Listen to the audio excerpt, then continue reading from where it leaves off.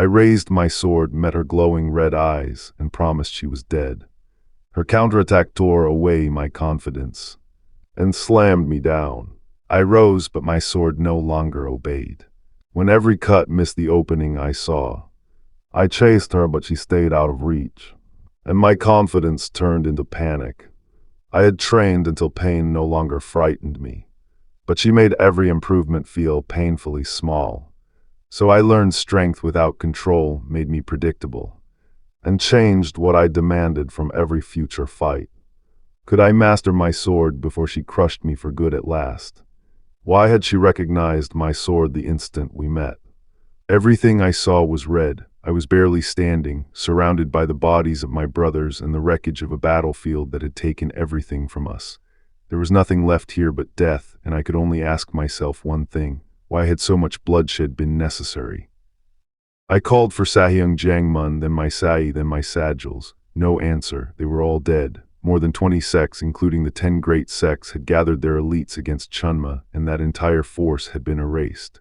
The man responsible sat before me, the heavenly demon himself. Chunma looked at me like this was entertainment. He said I should be proud because, even with so many people helping, my sword had finally reached his body. That was why the wound mattered. The strongest monster on the field could bleed. Then he started praising my swordsmanship, and I told him to shut up already.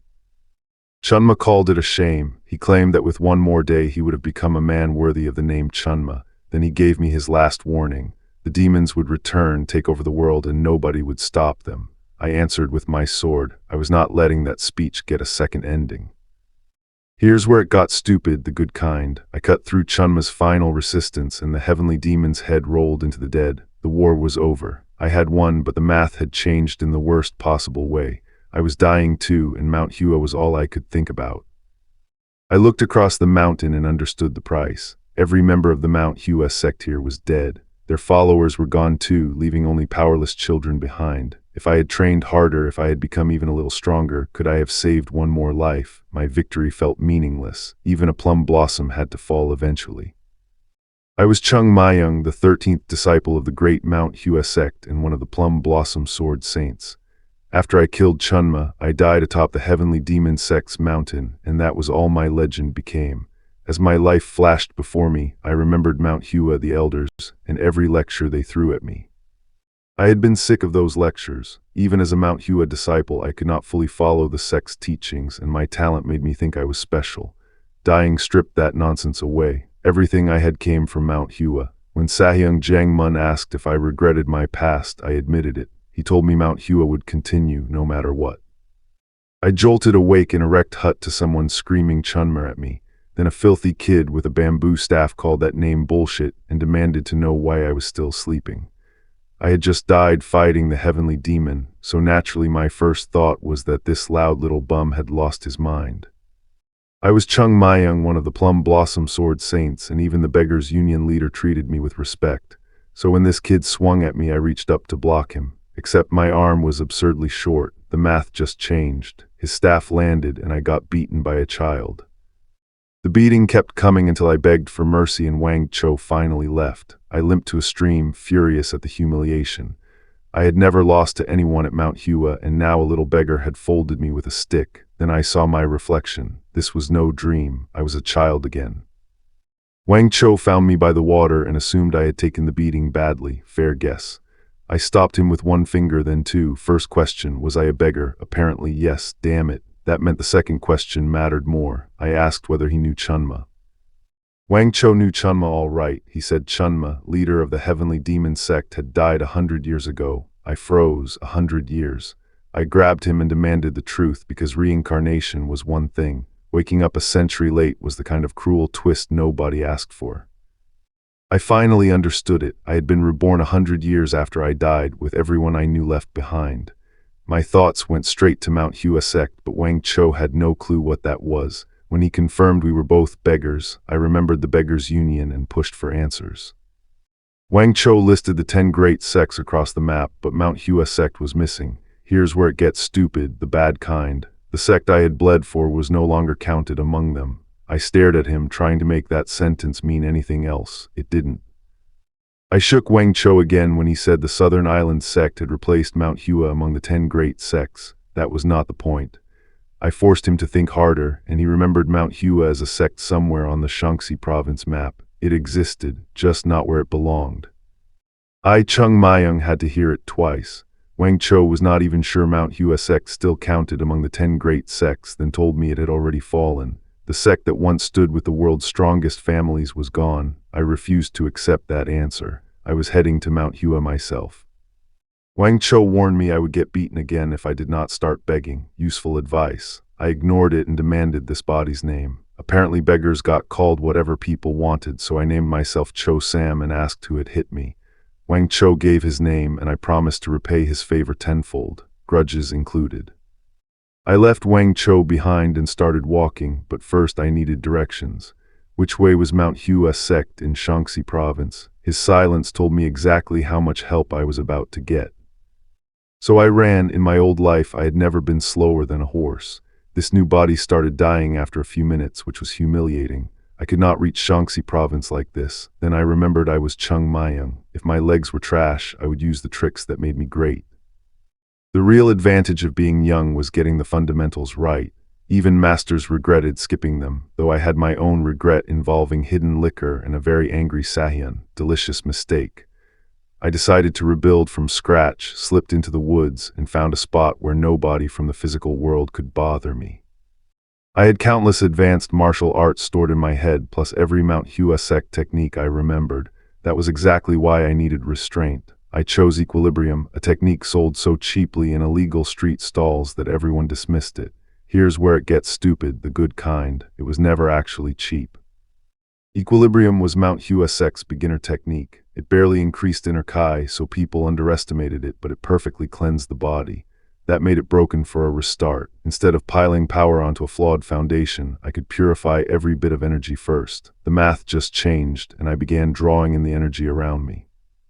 I purified the energy and gathered it into my danshin. Done. That tiny, firm core would snowball into strength nobody could stop, so I tried to head for Mount Hua right away. Then my body folded. Damn it. Equilibrium had burned every scrap of energy just learning it, which meant I could not even stand yet. I finally reached Mount Hua Sect, and my exhausted little body immediately demanded food. Fair. I had been pushing equilibrium hard enough to crawl here. Then I spotted 3 rough-looking men hanging around the entrance. They called each other brothers and started sizing me up. That was already annoying. I was busy stuffing my face when the 3 men closed in behind me. One barked for my attention. I kept chewing. If strangers interrupted a meal, they had better bring a sword or a better bun. They asked whether I was deaf, so I told them I had simply been eating. Apparently that was enough to offend them. They claimed I had no idea where I was, then tried explaining their status like it meant something. I was too hungry to be impressed. The idiots finally made their threat clear. 3 of them wanted to jump one starving kid. I had already gotten used to this body, so I stopped pretending to be intimidated and told them to come at me together. The math just changed. They rushed me anyway. Bad call. I barely needed to move before their charge collapsed into one ugly pileup. I was the Plum Blossom Sword Saint's Chung Mayung, and even in a child's body, these bums were not remotely my level. Still, I was furious. I wanted to fight, not exercise. The moment they hit the ground, their courage evaporated. They apologized and called me chief, which was much more sensible. I asked for the fastest way to Mount Hua Sect. Their answer was a joke about finding it in the mountains. Then they laughed at me for looking like a beggar. Cute.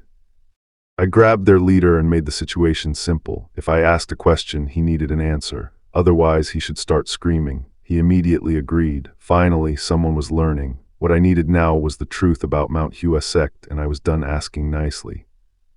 I got myself in front of Unam, the Mount Hua Sect leader. One disciple warned him that a child wanted an audience, and he let me in. I gave him the only introduction that mattered. My name was Chung Mayung, and I wanted to enter the Mount Hua Sect. Unam, the leader of Mount Hua Sect, was told a child wanted to see him. That child was me. I gave him a proper martial greeting, then said my full name, Chung Mayung, and asked to enter Mount Hua Sect. Unam only narrowed his eyes and repeated my request. Unam had thought there was nobody left who would still seek Mount Hua Sect. The disciple beside him tried to explain, but I could see the irritation on my own face. I needed answers, so I went back to where it began a few moments earlier, climbing Mount Hua itself. The shortcut those idiots recommended had been useless. I had been hauling myself up a sheer cliff with a branch, panting like my new body had personally declared war on me. Still, I had reached Mount Hua, so what did I do? I kept climbing. I told myself determination could solve anything. Then I reached the top, looked around, and found the Mount Hua Sect signboard missing. That was the first real warning. A sect without its signboard was not struggling, it was practically erased. I was furious enough to yell at the empty entrance before sunrise. A disciple finally appeared and asked who I was. I asked whether this was the path to Mount Hua Sect. He confirmed it, then told me to come inside. Good. I had questions, and none of them were polite. The disciple apologized, then explained that Mount Hua Sect was not accepting outsiders and told me to come back later. Worse, he wanted me to climb back down and return once they had a new head. The math just changed. I demanded to know what had happened to this place. I learned Mount Hua Sect had once stood completely empty, and the disciple awkwardly blamed the sect's vanished glory. I let him laugh at his own joke, then I said nothing and followed him toward the summit. There was still one place I needed to see. I told them I did not blame them. They had clearly fought hard to keep the sect alive. At Ujisen Temple, I found an intact hall and was told to pay respects to our ancestors. Then I looked inside the shrine and froze. It was not there. Inside Ujisen Temple, I saw the damage went way beyond dusty floors. The golden candlestick, the ancestors' scroll, even the gold-plated decorations and paintings had been stripped out. Worst of all, the metal plum blossom was gone. When I asked where it went, they casually told me they had sold it because the temple had no use for it. I was starting to understand how bad this had gotten.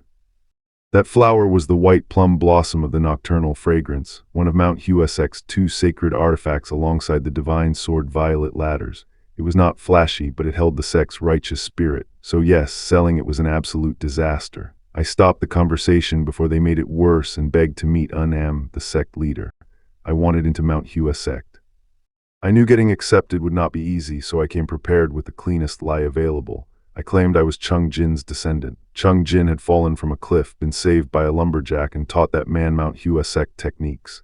That made me Chung Mayung, the lumberjack's descendant. The math just changed. I had a reason to stand above the younger disciples. Unam approved my entry immediately. Immediately, the disciple beside him looked shocked, and I was too. Unam called it destiny, then explained that anyone desperate enough to seek Mount Hua Sect deserved a place. He ordered my entrance ceremony prepared, while I stood there wondering why my perfectly calculated scheme had been accepted without a single question. My grand plan to secure rank stretched itself across the void and died the second I saw my new uniform. Third-rank disciple clothes. Damn. I was put in a shabby old guest room, and that was strange because Mount Hua Sect never used to have private boarding rooms. I remembered these rooms were only for people waiting to enter the sect, so I went looking. New disciples were supposed to form a bond with their teacher and stay in that teacher's room. Private rooms meant other people were staying here. I cracked open a door to check, which was admittedly not my most dignified move, and 2 disciples caught me. Their conclusion was immediate. I was peeking into someone's room, so I had to be a thief. The accusation pulled in a crowd fast. The angry disciple called me a brat, and I wondered why reincarnation apparently came with this much nonsense. Their eldest martial brother shut everyone down and made them apologize. When he asked my name, I said Chung Mayung. He assigned me to the White Plum Blossom boarding house, told me to rest, and ordered all of us to train tomorrow.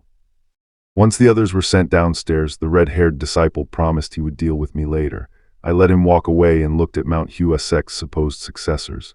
I decided they needed proper attention, even if my version would hurt. That night, the same loudmouth told me to take them off. He meant every piece of clothing I was wearing. Now this was getting interesting. I was told to strip dance and let my sahyungs beat me up a little. Apparently that was supposed to build brotherly affection. Sure, nothing says fellowship like public humiliation, but I had just arrived, so I let the idiot keep talking. I asked where Ungum, the boarding house advisor, was. He was training in the afternoon. Red Hair decided I talked too much and switched his plan to beating me first. Then I told him to flex his neck muscles. He did. I hit him once and the math just changed. He went straight through the floor. The others immediately screamed at their sahyungs, which was fair. I gave Sahyung Yoonjong special treatment because he was the great Sahyung, then called out Sahyung Jo Gul too. Once they stopped shaking, I asked why Mount Hua Sect was such a mess and what happened to the heavenly golden palace. Then they asked if I knew the Plum Blossom Sword Saint. I did. What I learned hit harder than that punch. The Plum Blossom Sword Saint helped defeat Chunma, but the surviving heavenly demon sect forces later reached Mount Hua and burned the whole mountain. The sect never recovered its old strength, so that meant Mount Hua Sect fell because of me. Ugh, I hated my life. Unem brought up the Tei Flummox sword technique. It was Taoist, weak, and apparently worthless enough to remove from Mount Hua Sect's library. I agreed instantly. It was ancestor clutter, and I was busy eating. Then Unem dropped the real reason he called me in. He wanted Chung Mayang to take disciples. Unem asked how I would teach them. I gave him the honest answer. I would beat them up first, get someone to the brink, and they could do things they thought were impossible. He never brought up disciples again.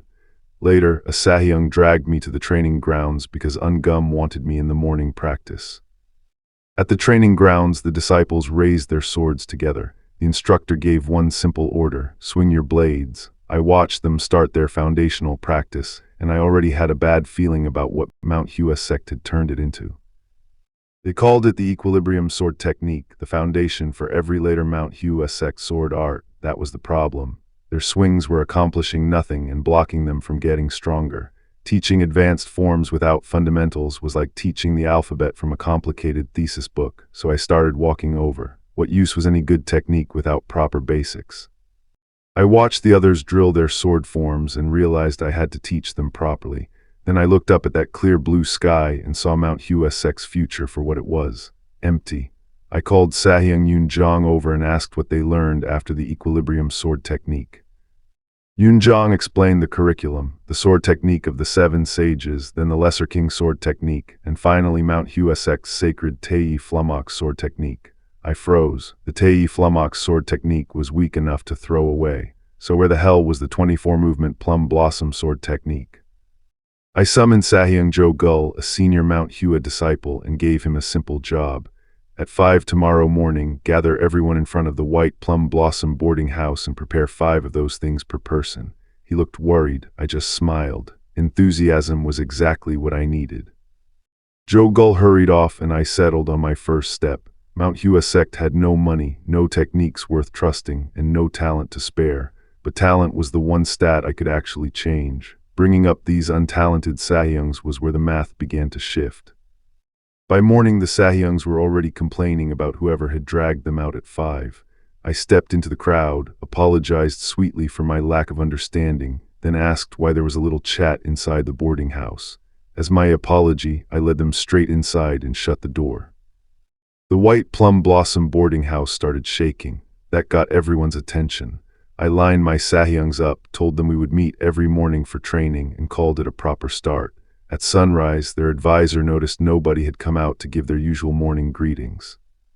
What I later learned was that their advisor assumed they were asleep after some strange rite. He decided to give them a proper lesson, then remembered I had sent Jo Gul overboard. The moment he saw the courtyard full of wrecked disciples, that excuse died instantly. Ungum, the White Plum Blossom boarding house advisor, demanded to know why everyone looked half dead. Nobody wanted to answer him, which only made him angrier. Then he spotted Jo Gul barely standing under a wooden pole and realized the real problem was behind him. Here's where it gets stupid, the good kind. I took the burden across my shoulders and drove my legs into the floor. The rocks trembled, but I kept counting. 10,085. I had turned a morning workout into a public execution, and I was only getting started. I noticed their attention finally shift past the disciples I had flattened. That was the real problem for them. I was still standing under those massive stone loads, sweating hard and refusing to let my legs fold. The math had changed. Ungum, the White Plum Blossom boarding house advisor, saw my legs shaking and called for water. I drank like my life depended on it. Then he looked over the wreckage of every disciple around us and asked what happened. I smiled, just a little morning exercise. I explained that I had only pushed my Sahyungs because they were hyped up. Ungum did not buy it. He reminded me that the White Plum Blossom boarding house had rules, especially about sacrificing sleep for training, so I gave him the obvious answer. Then I would stop. Ungum could not accept that. If I stopped now, the third-class disciples would look pathetic for being pressured by me. Perfect. I asked for 1 month and promised results. The exhausted disciples backed me up through gritted teeth, which told Ungum exactly who controlled this group now. I told Ungum more effort would speed up their progress, so losing sleep was a fair trade. More importantly, I still treated my Sahyungs with courtesy. That was the broken part of the setup. I could force growth without breaking the sect's hierarchy.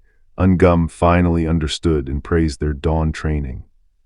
Ungum walked away impressed, and the disciples immediately panicked behind him. They called after their great Sasuk for help while I calmly cracked my hands. Their morning training had not ended. It had merely found its next victim. They begged Ungum to save them, but I reminded everyone that I had never forced them to come. Then I invited my dear Sahyungs back to the boarding house anyway. A few days later, I meditated until my small danchin began to settle. That mattered because a stable danchin was the engine behind every stronger technique. I also learned the boarding house was private only because Mount Hua Sect had become painfully weak. Most of the third-class disciples had entered Mount Hua Sect to make connections. Fine, but I was here to rebuild it, and that meant sitting down to cultivate until my energy answered me. Social climbing could wait, power could not. I rose with one simple conclusion. With Chung Mayung here, becoming the strongest sect was no longer some unreachable dream. Then dinner exposed the immediate problem. My training had wrecked everyone's hands so badly they could barely hold chopsticks. Joe Gull begged someone to tell me to stop. I told them they talked too much. Joe Gull got called out for treating Sahyung Yoon Jong like an errand boy, so he finally asked Yoon Jong directly for time. Under the plum blossoms, I watched them talk about Mount Hua Sect. Joe Gull planned to leave once he returned home. That answer mattered more than he realized. Yoon Jong asked whether Joe Gull truly intended to spend his whole life at Mount Hua Sect. Joe Gull admitted he had thought the sect was finished, then said I changed his mind. Forced training had shown him something important. He had never pushed himself this far, while I carried even worse training without a complaint. Joe Gull decided he wanted to try his best and become a master capable of leading the whole world. Yoon Jong quietly said he shared that dream. From my branch overhead, I counted them as 2 recruits in the bag. Ungum had been easy to convince too. Still, I had days to go, and then trouble arrived. Someone outside began screaming for the sect leader and pounding on Mount Hua Sect's gate. I had been relaxing in the tree, so naturally my first reaction was pure confusion. Then the gate started shaking, and 3 armed men forced their way inside. This was no visit. The intruders shoved past the disciples and demanded to know why they had been touched. From my perch, I realized they had broken through Mount Hua Sect's gate over something called repayment. They said they had waited long enough. I heard that word and froze. Debt. In this situation, you have got to be kidding me. The men kept advancing with torches, shouting for the sect leader and ordering everyone out of their way. The disciples protested, but the gate had already been breached. I watched from the plum tree as the situation turned ugly fast. Whatever they wanted, they were not leaving politely. The men at our gate stopped pretending this was a simple visit. They demanded repayment, and I finally connected the dots. Mount Hua Sect was drowning in debt. After everything I had dragged those disciples through, this was the disaster waiting at our front door. Damn it. I watched the creditors surround our sect leader at night, screaming for him to come out and pay them. When he finally appeared, they tried dressing it up as manners. They had come from far away, after all. Their spokesman said he recognized me as Mount Hua Sect's sect leader, which meant this was about to get very uncomfortable. Their spokesman laughed like this was a social call. He claimed he had only come because so many people begged him to, then laid it out plainly. Mount Hua Sect had borrowed money, and he wanted an explanation. I had seen this move before. Friendly words first, then the knife. Our sect leader admitted the debt was long overdue. They had tried to handle it, but Mount Hua Sect had been hanging on by a thread for years. The merchants offered 7 days before demanding repayment and promised to be harsh if we failed. I laughed because I could already smell what they were really after. Once they left, I asked whether those men came from Hua Prefecture. Joe Gull confirmed it, then remembered his father had mentioned Mount Hua Sect borrowing from merchants there. That answer only made the math worse. If ordinary merchants held our debt, why did this feel like a trap? I pressed him about the T. Hua Pavilion, and Joe Gull explained it had originally belonged to Mount Hua Sect. That was the missing piece.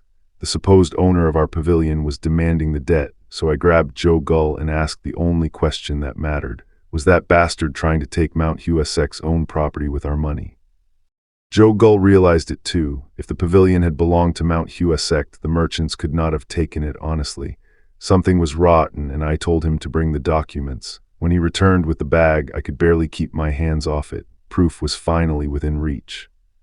The records practically answered me. An old saying told me to kill a Buddha if I met one and kill my own father if I met him too. Meaning, the path mattered more than sacred faces, so I decided I would find Mount Hua Sect's true way myself. Then I ran straight out, leaving everyone wondering what the hell I was doing. While I was away, I later learned that pavilion owner Kong and the other merchants were dining on the Mount Hua Sect's debt. They called their final warning generous, then laughed about the 100,000 yongs as if my sect had already surrendered. Chung Mayung knew that smile. Kong believed Mount Hua's real strength had never been combat. Kong's logic was disgusting but clean. Mount Hua Sect's history still tied it to people across Shaanxi province, yet its present strength had become as soft as the duck on his plate. When someone suggested selling the confiscated property, Kong aimed higher. He wanted the temple itself because its value was beyond their understanding. Kong finally said the quiet part out loud. Mount Hua Sect had enemies, and those enemies might pay a fortune for its temple just to erase the sect completely. He promised every merchant a return, and the room toasted him like he had invented money. Then Kong left, already dreaming of living off my sect's ruin. That night I later learned pavilion owner Kong strutted home congratulating himself, even admiring the moon. Then a masked stranger stopped him. Kong took one look at the tiny figure and assumed burglar. That was his first bad read. The stranger only wanted answers, and Kong decided to threaten them with his friends instead.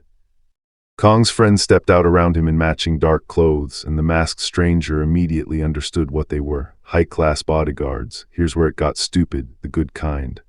Kong complained that they never let him walk alone, while the stranger realized those guards were the only thing between him and a very bad night. The bodyguards wanted Kong dead, but their masked leader ordered them to capture him alive. Kong ran anyway. A few hits later, every guard was down and Kong was still standing there pretending he hated violence. The stranger reminded him that talking had been the easy option, then made the lesson painfully clear. Kong could barely speak, so the masked stranger even corrected his pronunciation before asking again. Then the real question landed. Had Kong loaned Mount Hua Sect more than 100,000 yongs? Kong admitted it. The stranger sighed, because a sect on the verge of collapse could never repay that kind of debt. Kong tried to explain, but the masked stranger did the math for him. Even stripping Kong down to his underwear would not recover more than 100,000 yongs, let alone the full debt. So the stranger pressed him again, making Kong face the part of his scheme he desperately did not want to explain.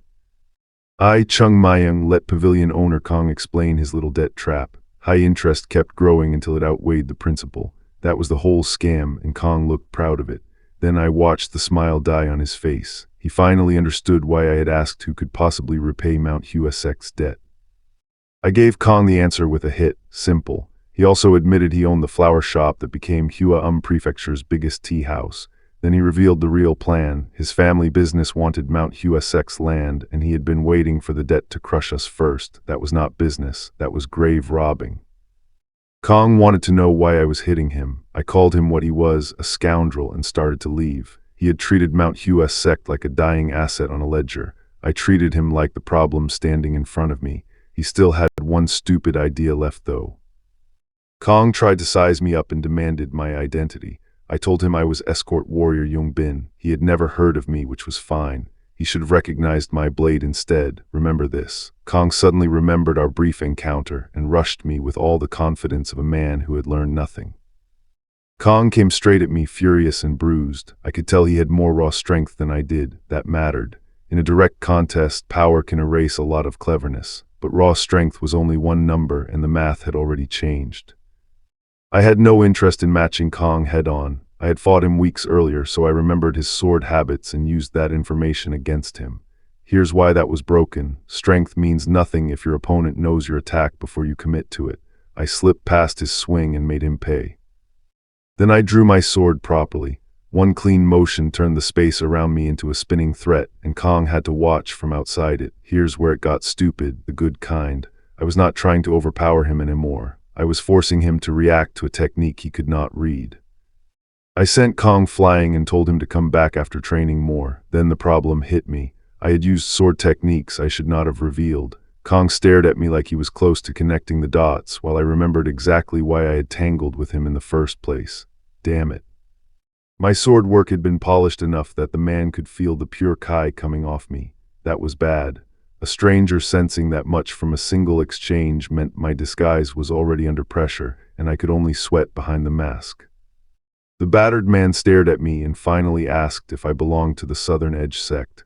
I played it cool and confirmed it. I was Chung Mayung, 15 years old, of the Southern Edge sect, and apparently my sword had made that much of an impression. After that, the man eagerly offered to answer anything I wanted. I accepted the information with a reluctant thanks, then the moment passed. Back at Mount Hua Sect, 2 disciples were already wondering why I had taken so long. While I was away, the others told themselves I was no idiot and would return soon. Then I shoved the doors open and asked whether anything had happened. The answer came back immediately. If anything important happened, I was the one who should be explaining it. So I gave them the clean version. Nothing much happened. I had been treated well, and I even came back with spare change. For once, that was not a lie. It just left out the part where my sword technique had nearly exposed me. I kept thinking about that question. It was good that the man could not identify me, but it still tasted wrong. The plum blossom sword techniques were supposed to be lost, yet Jongsun Yu had lived in Mount Hua Prefecture his whole life and still had not connected my sword to Mount Hua Sect. Remember this. Sahyung Jo Gul pointed out that I had only just returned. Fair.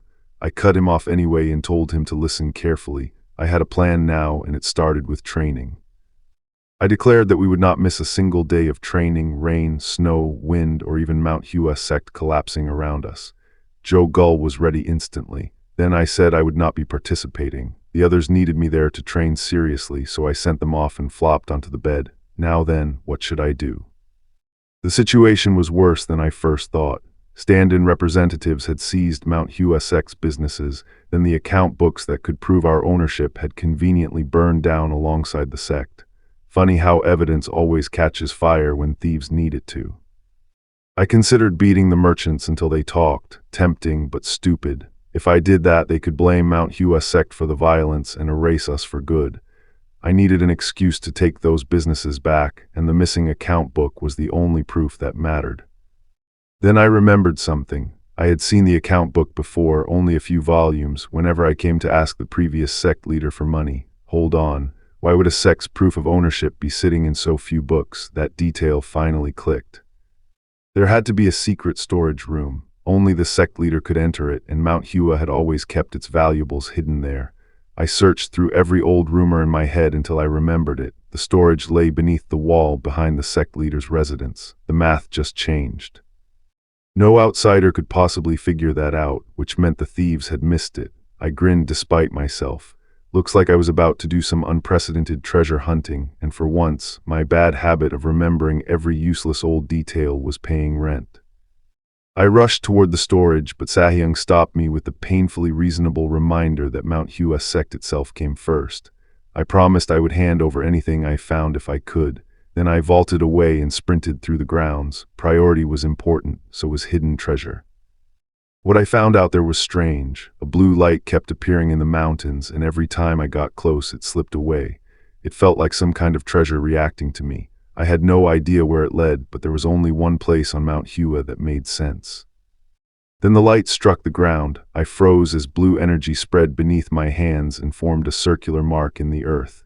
This was not a buried box of valuables. Whatever I had stumbled onto, it was a mechanism, and it had just answered me.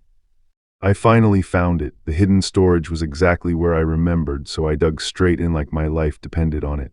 Then I slipped inside, laughing to myself because the account books had to be there. A locked door stopped me cold. Of course, the secret storage had another secret storage. I studied the scratched entrance and pressed my hand against it. This was not a normal lock. Someone had sealed the records behind a door built to survive the fall of Mount Hua Sect. That made it valuable, but it also raised the obvious problem. What the hell was I supposed to do with it? I refused to waste time forcing it. Mount Hua Sect had collapsed because nobody had done anything, and I had spent enough time alone with that regret. The door was a problem, not the ending. If I could not open it with brute strength, then I needed the right technique. So I drew violet ladders and swung at the seal. The door answered by throwing my own energy back at me. That was the catch. It was not blocking force, it was reflecting it. The math just changed. Every stronger strike would only hand the door more ammunition. I recognized the mechanism at last. The seal reacted to a specific current of inner energy, the Violet Dawn fortified Kai. It was a cruel lock, really. The old Mount Hua Sect had hidden its own records behind a technique its surviving disciples no longer knew. Remember this, because that detail mattered. I had the answer even if my body was nowhere near ready for it. I aligned equilibrium with the bamboo leaf sword technique, then chained it into the 24-movement plum blossom sword technique. Here's where it gets stupid, the good kind. I was not breaking the door, I was speaking its language. The seal opened, but the strain nearly tore me apart. Violet energy flooded through my body, and my innate true Kai started boiling over. That was dangerous because raw power without control turns cultivation into self-destruction. I could feel it slipping. I had to pull it back before it consumed me. I forced the Violet Dawn fortified Kai under control and stood in the storage passage with power blazing around me. The door had not beaten me. It had exposed exactly what Mount Hua Sect had lost and exactly what I still carried. Then the world cut away beneath me, leaving only that impossible purple glow. The seal fought me like it had a personal grudge. I poured everything into one clean strike because brute force was exactly what this door punished. Then the pattern finally gave way. I had been the Plum Blossom Sword Saint once, and for the first time since waking up weak, that title meant something again. The door opened, so did the problem. The moment I declared myself, the storage answered with a storm of pink Kai. Here's where it gets stupid, the good kind. This was not a treasure chest opening. It was an ancient mechanism dumping enough power to carve circles of light through the whole chamber. I took one look at that pressure and realized the math had changed. The storage door had opened, but the energy inside was still tearing through me. I forced the Kai down before it could wreck my body from the inside. Then the real prize appeared, a hidden passage. I was bleeding, exhausted, and smiling anyway. A secret room beneath Mount Hua Sect was never going to contain anything normal. I stepped into the dark corridor with blood still on my mouth, following the opening I had fought so hard to create. Then I saw the light behind me. Someone had been hiding nearby, watching the whole thing. I did not know who it was yet, but they had just learned that Chung Mayang could open what Mount Hua Sect had sealed away. The hidden route stayed open, and I pushed onward despite every warning my body was giving me. The storage Kai had nearly crushed me, but it had also exposed the entrance I needed. Behind me, that unseen presence followed the trail. Remember this, a secret only stays useful while nobody else knows it exists. Inside, I found a room packed with old books and ledgers, finally. I tore through the shelves until I found what I came for, Mount Hua Sect's account records. This mattered more than another sword manual. If I could prove where the sect's money and property went, I could start dragging Mount Hua back from the grave. I kept searching the records while the sheer scale of Mount Hua's old holdings sank in. There were ledgers for everything, and I wanted the one that showed where the stolen assets had gone. Then I spotted a strange book tucked away where it did not belong. I pulled it free. That tiny choice was about to matter. The book turned out to be a Mount Hua Sect ledger, and its contents made me pause. It was not just an account book. It recorded the rules and structure of the sect itself, including its disciples. I read every line carefully. A sect could lose its buildings and money, but if its foundation survived, I still had something worth rebuilding. I knew Mount Hua Sect would not recover by wishing at it, so I hunted for anything worth saving. The hidden storage was behind a sealed wall, naturally. I found the mechanism, decided subtlety had expired, and started working the seal open. Inside, I found shelves of tightly packed records instead of the glorious treasure room I wanted. Strange, but useful. Then I noticed a section that did not belong, pressed it, and the wall swung open through a cloud of dust. That was more like it. Here's where it got stupid, the good kind. Behind that false wall sat gold bars, a pristine sword, gems, and secret manuals. I spent the night staring at the hall like a man who had just won the lottery because I basically had. I had just found the gold, the manuals, and the kind of hidden stash that made Mount Hua's recovery actually possible. If you want the rest of my disasters and payoffs unpacked properly, subscribe. I break down a new one of these every day. Morning came with only 5 days left before Mount Hua Sect's promised appointment, and I still had no time to enjoy my new fortune. Then the sect erupted. Ungum rushed out after a night of training had apparently turned the disciples into casualties. Ungum found the trainees sprawled across the mountain and demanded to know where I was. I showed up battered myself, which did not exactly calm anyone down. Before they could interrogate me, I made them look at what I had brought back. Unem could not imagine what could matter more than everyone's condition. Then the storage treasure arrived in front of him, glowing like the answer to every problem Mount Hua Sect had been carrying. The old man's expression said the math just changed. I showed them the gold, and even Unem struggled to believe it was real, but the money was not the important part. I handed over the old ledger of Mount Hua Sect's lost businesses and properties. That book could rebuild income instead of funding one desperate meal. Unem kept rereading the records until disbelief finally cracked into panic. The gold was real, the sacred items were real, and Mount Hua Sect's missing foundation had been sitting beneath us all along. I had brought back a future, and now they had to believe it. With the old accounts confirmed, I watched Unem realize the math had changed. Mount Hua Sect could reclaim T. Hua Pavilion and its Hua Prefecture businesses, while the recovered treasures alone topped 100,000 yongs. Then I saw the real move: summon every person tied to those accounts. Remember this. A few days later, I heard the creditors grumbling their way back up Mount Hua. They expected Unem to beg for mercy because 100,000 yongs was no small debt. Their confidence was almost charming. They thought they had us cornered, and that was exactly why they came early. I watched the merchants reach our gates carrying more than ledgers. Mount Hua Sect had protected Hua Prefecture for generations, so forcing us down clearly sat badly with them. Still, debt was debt, and they believed our sect had less than 7 days left. I had them brought inside. I watched the creditors file into Mount Hua Sect, all of them facing Unem beneath the main hall. Nobody had raised a sword. Nobody needed to. A room full of merchants demanding payment could cut deeper than steel when a sect was already starving. I listened as Unem welcomed them, but the merchants cut straight through the tea and formalities. Then he admitted he could not repay the debt by the promised date. That sounded like surrender. It was not. He had already searched everywhere for help, and now he was setting the board for a different play. Unem acknowledged the merchants had to make a profit to live. Then he offered partial repayment to anyone willing to extend Mount Hua Sect's deadline and pleaded for mercy. Here's where it gets stupid, the good kind. He stopped treating them like one wall and gave each creditor a separate choice. I still did not understand Unem's angle. Was he being this generous because he wanted to pressure the merchants into a corner, or was he genuinely trying to treat them fairly? Either answer made the room dangerous. The uncertainty was the weapon, and I could feel everyone starting to hesitate. I decided Haiyan Jiang was not as simple as he looked. A sect leader needed composure, especially when Mount Hua Sect's martial foundation was collapsing under debt. As the merchants pressed him again, he clarified that his request was not aimed only at pavilion owner Kong. Every debt here was personal. I watched Unem offer the creditors a clean deal. Anyone willing to delay repayment would be paid in full later, while Mount Hua Sect could still prepare part of the debt now.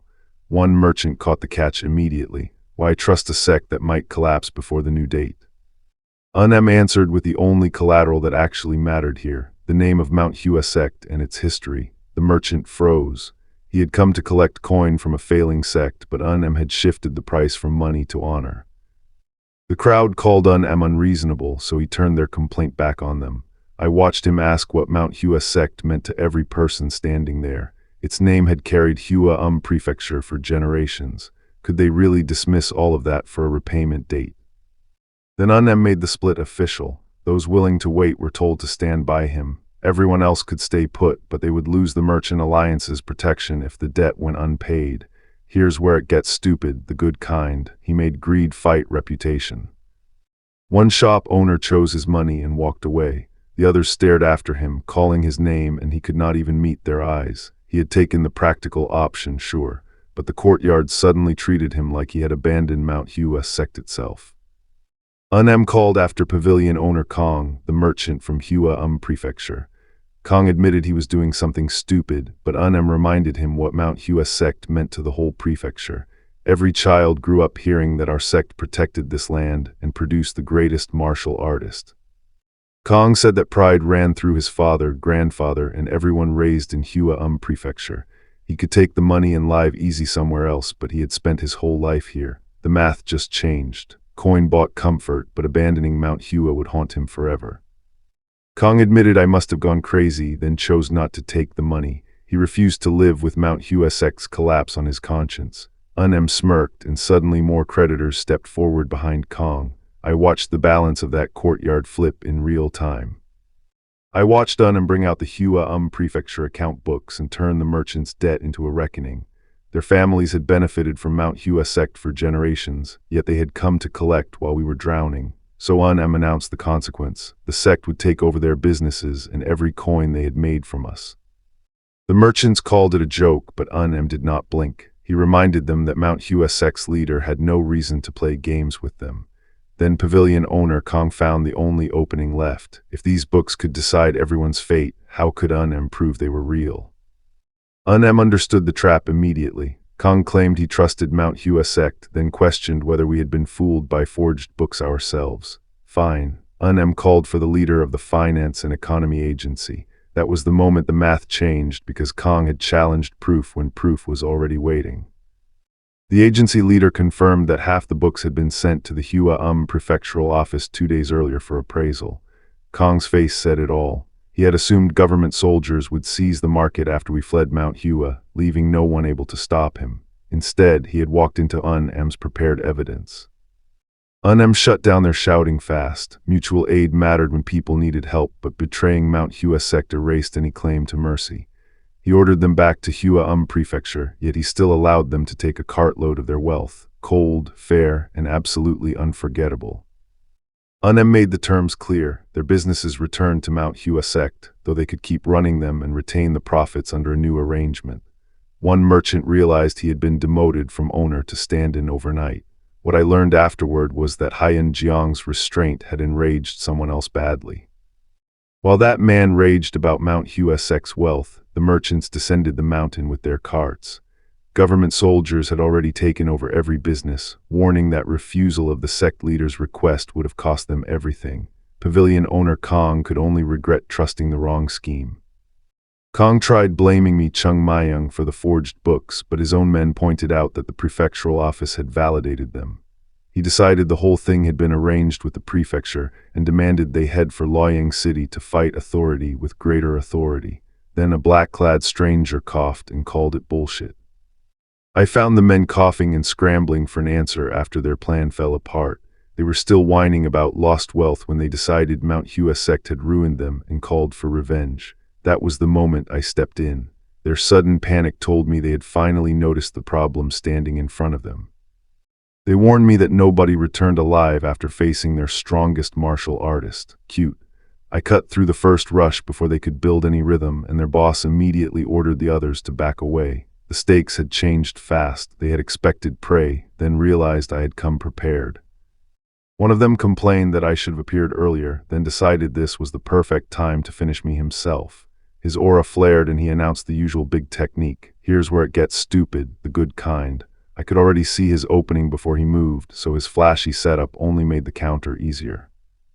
He tried to reassure himself that I was just a child who had learned something strange. I let him keep that comforting little theory. Then I closed the distance and sent him flying. The math just changed.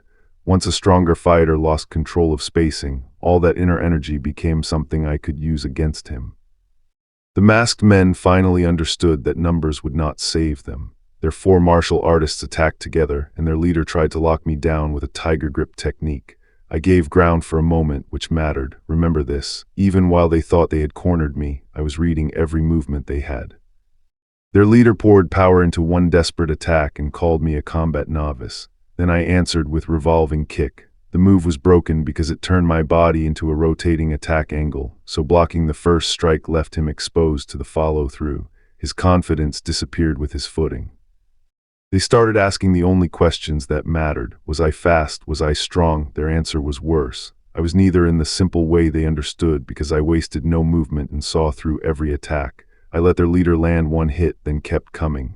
To them, I had become a monster. After that, I heard the survivors trying to make sense of me. One warned the other not to remove my mask while they argued over why I had intervened at all. I stayed silent. They had already connected me to Mount Hua Sect, and that was enough to make them afraid of what our martial arts might still be hiding. The masked swordsman admitted he had beaten the information out of the men I had sent. Fine. I asked how he thought I could know what he wanted, and he decided pain would make me cooperative. I read his first strike from my knee, so I prepared to block it. Then the math changed. His attack missed my knee and smashed into my shoulder instead. Before I could process that, he came straight down at my head. I could see every move. That was the problem. Seeing an attack only matters if my body can answer it, and mine could not. I failed to dodge even one blow. Bloodied and trapped, I looked into his eyes and understood exactly what I was facing. This man had killed before, a lot. I begged him not to finish me, but he raised his sword anyway. That was when everything got stupid, the bad kind. A blast of blue force tore through the forest, and the swordsman vanished from in front of me. I was left choking through the dust, my hand crackling with the technique I had used. I had survived, but I had also shown him far more than I meant to. The swordsman recognized it at once. Tei godly palm technique. That was the move I had revealed, and its identity mattered more than the hit itself. He demanded to know whether I came from the Southern Edge sect. I had just handed him a very dangerous clue. He connected too many convenient dots, merchants collecting Mount Hua Sect debts, then me using a Southern Edge sect technique. I cursed myself for panicking and exposing Tei godly palm technique. Still, I treated his refusal to talk as loyalty. There had been bad blood between Mount Hua Sect and Southern Edge Sect for a long time. I knew Southern Edge Sect was one of the 10 great sects, too prominent to botch this scheme alone. I did not need proof, I only needed the connection. I called them bastards for trying to strip Mount Hua Sect of its techniques, then pretending its collapse would be a favor. I shut down his story about Mount Hua Sect losing its old techniques. Rumors are cheap. I had already beaten plenty of people for repeating them, and the link between our sects was obvious. Both were sword sects with strong internal ties. Then I offered a trade. He had shown me Tei godly palm technique, so I would show him something interesting. The masked swordsman decided that whatever I knew was worth extracting, then promised to deliver it to whoever had sent me. So I had no room to keep playing defense. I moved first. My swordwork whipped up a vicious wind, and the man in red finally realized he was not dealing with an ordinary Mount Hua disciple. He caught the scent of plum blossoms and understood the problem too late. Winter did not matter. Mount Hua's spirit had not faded, and when spring came, the blossoms would cover the mountain. Then I drove the point home with the 24-movement plum blossom sword technique, turning the forest pink with blades he could barely see. He called it an illusion, fair. I would have said the same thing if I had watched a dead sect's signature technique bloom in front of me, but the sight alone did not finish him. My current inner strength was still lacking, so he broke away. I needed another answer, and I spotted one hiding nearby. I found a group guarding several carts and asked which one of them wanted to be beaten before leaving. Every last man volunteered. Incredible teamwork. I sent them running, then stopped them cold. If they all fled, who exactly was supposed to move those carts? I made them report how much money each cart carried. Their answers climbed from 1,800 nyongs to 8,000, which was a much better discovery than their sudden attempt at honesty. I picked one man and ordered him to sell everything in Zhenjiang, then bring the money back unnamed. They asked what happened if he did not return. I asked what wealth they had left besides the carts. One of them tried the government threat. Here's where it gets stupid, the good kind. I answered by cracking the ground beneath them with one kick. The math just changed. I told them they could try reporting me, but if they ever returned, they had better run to the other side of the continent. I would hunt them down. By then, they could not think of a single way to escape me, so I sent them toward Zhenjiang. Then I got to the important business, their food. I stuffed my face with the loot like it was a sacred technique, laughed, vaulted the wall, and launched myself away. Petty, maybe. Delicious, absolutely. Their threat to report me ended with a crater, and the whole group finally understood the new rules. They could run, but they could not come back. Once they agreed, I pointed them toward Zhenjiang, claimed the snacks they had been carrying, and happily bounded over the wall. That meal was the real victory. At Mount Hua Sect, I finally decided to ask the one person who might explain martial arts properly. I had felt the difference in my body, but feeling stronger and understanding the point of it were not the same thing. Her answer was cautious. Martial arts were stranger than I had expected, and that was exactly why I needed to learn. 5 days earlier, I could barely hold a sword. Now I was standing in front of everyone and telling them to begin basic training. That was the real problem with Mount Hua Sect. The fundamentals were still there, but nobody had pushed them hard enough to see what they could become, so I made them move. Then I found out why the sect grounds looked so miserable. The men working around the temple were laborers, hired because the buildings needed repairs. Fair enough. Mount Hua Sect was supposed to be one of the 10 great sects, yet we were treating basic restoration like an impossible luxury. I told them to get back to work. And then the food arrived, meat, actual meat. For a moment I honestly wondered if I was dreaming. The sect had been scraping by, so seeing everyone tear into a feast felt ridiculous in the best way. Chung Mayung had started changing Mount Hua Sect's situation, and the math just changed faster than I expected. I was impressed, but I did not trust good luck that easily. Mount Hua Sect had spent too long falling apart for one decent meal to fix everything. Still, the elders admitted the sect was moving again. That mattered. If we were preparing for change, I wanted us prepared for the kind that actually lasted. What I learned was that the sect leaders had already been arguing over how much of Mount Hua Sect's old training should be protected. They worried that changing too much would ruin us. I understood the fear, but leaving weak disciples untouched because tradition said so was not protection. It was just slow death. When I was asked what reward I wanted, I went straight to the only thing that mattered: money. Mount Hua Sect needed resources if we were going to rebuild, and I was not about to pretend righteous cultivation paid for food and repairs. The request caught them off guard, which made it even better. Then I was buried under manuals, so many books, and every one of them was another piece of the sect I was trying to drag back to life. I needed to sort through what was useful, what was outdated, and what could actually make Mount Hua Sect stronger. Here's where it gets stupid, the good kind. I had homework. I asked Unam for pills of life, the kind that could restore my wrecked body. My hopes lasted one sip of tea. He granted me permission to leave Mount Hua Sect, then kicked me out of Hua Prefecture and dumped every consequence on my head. No pills, incredible leadership. I stormed outside and made my position painfully clear. I did not even have pills of life for myself, brat. Healing this body was already a survival problem, and now I had been exiled from the temple over it. I would sooner die than accept that nonsense. For a moment, my disaster took a breath beneath the return of the Mount Hua Sect crest. Then it was right back to the problem Unam had handed me: rebuild a dying sect, train its disciples, and somehow keep my own body from falling apart first. What I only learned later was that Unam and Haiyan Sang had been watching me closely. They agreed I understood the way of Tao, but that was not what unsettled them. I spoke like someone far older than a child. Haiyan Sang could even sense a Taoist aura from me. Awkward. Haiyan Sang put it more bluntly: I was not merely mature. I felt like an actual adult trapped in a child's body. Unam asked whether that meant I was rotten inside. Haiyan Sang immediately took it back, though the hesitation said enough. I understood his point. Unam shut down the speculation. Mount Hua Sect existed to nurture talented children, not exploit them, and that was the right call. He then checked on reconstruction. The mountain slowed the lumber work, but his point mattered more. A sect needed to rebuild its habits alongside its walls. Unam ordered Sai to finish interpreting the newly acquired techniques without a single careless mistake. Then Haiyan Sang noticed something terrifying.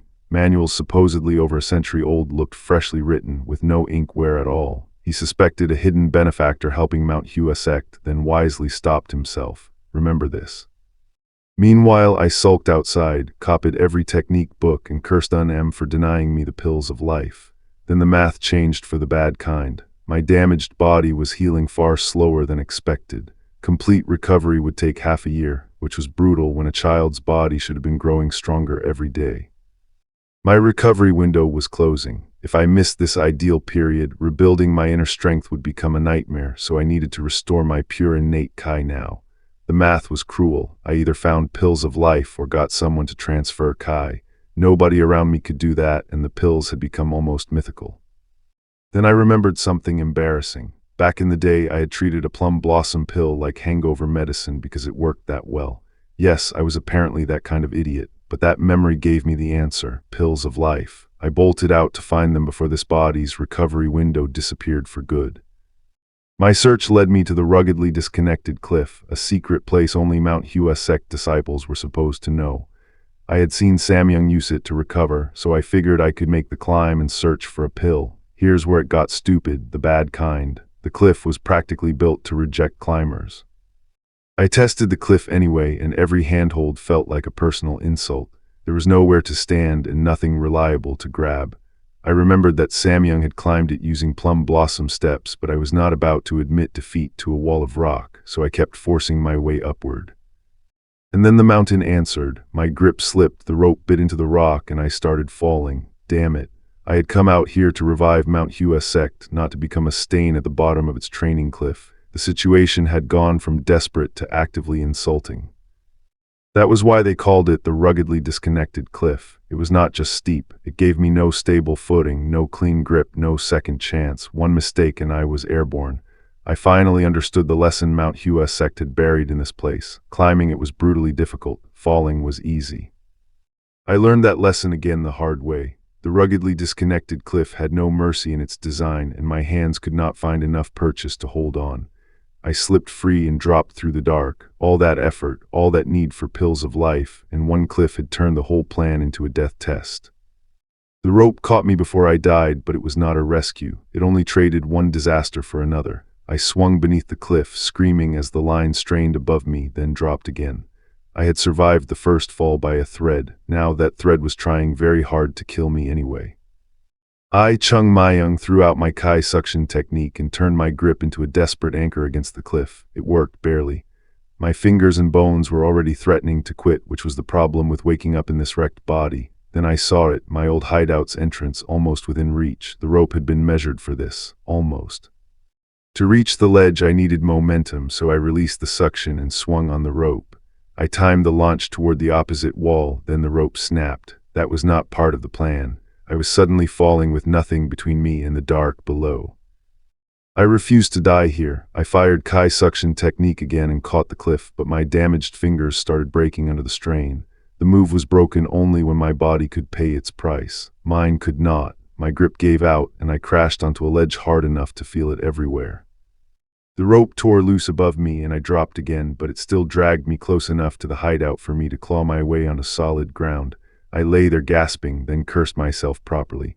Plum blossom sword saints were supposed to be legends. I had nearly lost to a cliff. Once I staggered into the cave, I took one look around and wondered what kind of lunatic built a hideout in a death trap like that. Then I remembered, me. Still, I had made it inside, even if I had nearly died doing it. I pulled back a cover, and the hidden room opened before me. I found the nightlight crystal and immediately complained that whoever designed this place had terrible taste. Me again. Then I opened the chest. This was it. The plum blossom pills I had hidden away were still there, and they could finally start repairing this battered body. The chest even answered with a burst of pink light. The chest opened into a cloud of plum blossom fragrance and revealed something even better. Snow blossom pills plus a whole chest of plum blossom pills. My past self had hidden the expensive stuff too. Remember this, because recovery meant more than healing. The math changed once I could rebuild my inner strength. I chose a snow blossom pill first. The snow blossom pill melted before I could chew it, and its fragrance spread through my entire body as pink Kai surged out. Nice feeling, terrible timing. I could not let that energy leak away, so I locked in, forced the Kai inward, and held it there. Recovery had officially begun. I couldn't use the impure Kai in my current state. Mount Hua Sect's pride had left too many impurities in my danchin, so I made the only sensible call. I purified the small pieces and stored them away. It was wasteful, sure, but I needed the cleanest foundation possible. The math just changed. I drove those purified fragments deeper into my danchin, all the way to its core. That was where I found it, the innate pure Kai. Then the energy snapped loose. Pink light tore through the darkness, and my cultivation stopped feeling like careful recovery. It started feeling like a detonation. Blue Kai erupted around me hard enough to light the cave like a storm. I held my seat and kept forcing it through my body, even as the pressure climbed past anything comfortable. Then I heard it, a voice, and whatever was happening inside me was clearly not done yet. The Kai flooded through me, and the old fractures and scars started closing almost instantly. My bones had been rebuilt stronger than before. That was incredible, but I knew the real problem remained. The impurities I had not absorbed were still trapped in me, and now they were starting to leak out. The remaining impurities poured out of me in black streams. It looked disgusting because it was, but every bit that left meant my body had less poison dragging down my cultivation. I had survived the pill's first surge. Now the cleanup was turning into its own brutal test. I felt my meridians expanding, then my danchin began refilling. The energy came in like a massive ocean wave, far more than I could control. I tried to stop it before it blew me apart, but the pressure kept rising. Then a voice asked if I was a Taoist or a martial artist. I recognized that voice, Sahyung. Before I could get my bearings, the runaway Kai hurled me against the cave wall. So much for a calm meditation session. My body was glowing with power I could not command, and someone had decided this was the perfect time to start teaching me. Sahyung told me the Tao was not something I could force like a dam against a river. If I left it alone, it would flow where it needed to. I listened while the Kai kept dragging me through the cave, because apparently my lesson came with complementary electrocution. My Kai finally settled, and I looked down at the water rippling around my feet. Then I went completely still. Whatever had just changed inside me, it was big enough to leave me staring into nothing with one thought I could barely form. I realized I had reached the upper Danshan. That should have been impossible because my damaged body was supposed to block Kai long before it got there. I reached for the energy anyway. A thin blue current answered my hand, and I could sense something tiny inside it. The stakes jumped immediately. My Kai was about to break through the upper Danshan, which meant the blockage in my body was no longer holding. Here's where it gets stupid, the good kind. A damaged body was turning into a route for power instead of a dead end. I kept trying to force my Kai through, but Sahyung's lesson came back to me. If I built a dam to stop water, the pressure only grew, so I stopped fighting the flow. I let it run.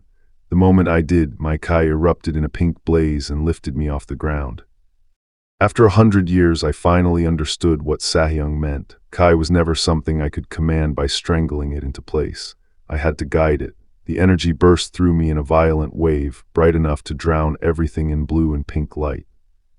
The Kai shot straight through my head, then the world snapped into daylight. I woke up floating in the cave like that was normal. It was not. The second I noticed, I dropped hard. Ouch. I had just broken through a major barrier, and my first reward was eating dirt. Once I caught my breath, I felt the difference.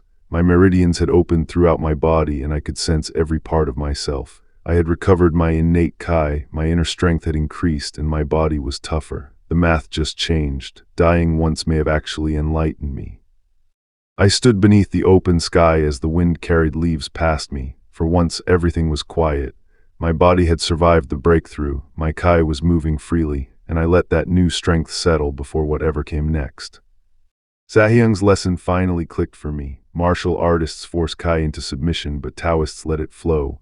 I had been a swordsman, not a Taoist, and that was exactly why restoring the Mount Hua Sect felt so damn difficult. Still, I decided to try everything. I also found pills I no longer needed and pocketed them for the people who might. With that decision made, I headed back. I climbed out along the cliff face, took one look down, and immediately had a better idea. Why waste time climbing when I could just move? The return trip was about to become a lot more interesting. I told myself I was only curious about alcohol. Sure, the truth was Mount Hua Sect had changed beyond recognition, and I missed my old life more than I wanted to admit, so I chose a ridiculous solution. I would come back once in a while, then I threw myself off the mountain. Here's where it gets stupid, the good kind. I turned the fall into a test of movement, bouncing from the cliff whenever I needed to redirect myself. The important part was not the landing. My body felt surprisingly light. After the breakthrough, even gravity had started losing the argument. I loved it. For one clean second, I was flying over Mount Hua like the mountain belonged to me again. Then I caught a smell coming off my own body. Absolute betrayal. Whatever my cultivation had flushed out was vile enough to make me scream at the sky. Later, I learned the Mount Hua Sect disciples had started whispering about me. I had been sleeping, skipping training, and looking half-dead lately. Their best explanation was an inner Kai overload. Fair guess, honestly. They had no idea what I had actually been doing. Then one disciple asked the question nobody wanted to hear. If I was in that condition, didn't that mean they could stop training? They knew I would be furious if I found out, so they were already debating whether to gang up on me. Very comforting. I was not at my best, but I was still me. I walked in before their little conspiracy could settle. I asked whether I looked scary, then told them to answer honestly. They hesitated, which was answer enough. The room went dead silent as I stepped forward, and suddenly their training problem became much more immediate. My sudden recovery had the disciples convinced I'd awakened, which was flattering and completely unhelpful. I apologized for neglecting their training while I was ill, and they tried to wave it off. That only made me feel worse. They had trained hard without me, so the math just changed. I was responsible for making them stronger. I told them mistakes could be fixed by training harder. Then I made the offer that ruined everyone's morning: run to Lotus Mountain Peak and back. First come, first served. The slower half would run it again. I left before anyone could negotiate, which was honestly the kindest part. The moment I took off, panic spread through the courtyard. The others realized they would have to run too or face another trip, so they charged up the mountain after me. Then someone actually accused me of conspiring against them. Cute. I respected the courage it took to complain while already running. I made one thing clear: obedience had limits, but complaints without the skill to back them up were disgraceful. I would help them gain that strength. A sect could not rise on one person alone. I had seen countless martial artists shine by themselves, but Mount Hua Sect needed every disciple to become strong. I gave them one final threat: the last person back would miss breakfast. Dawn came, and my disciples returned as a field of collapsed bodies. Even Sahyung Yoon Jong was still standing through that brutal run. They started to understand it wasn't just skill. My training was breaking them with sheer mentality. Exactly, it was about mentality. I saw the exhausted disciples and immediately handed the finishers their sandbags because recovery was apparently optional.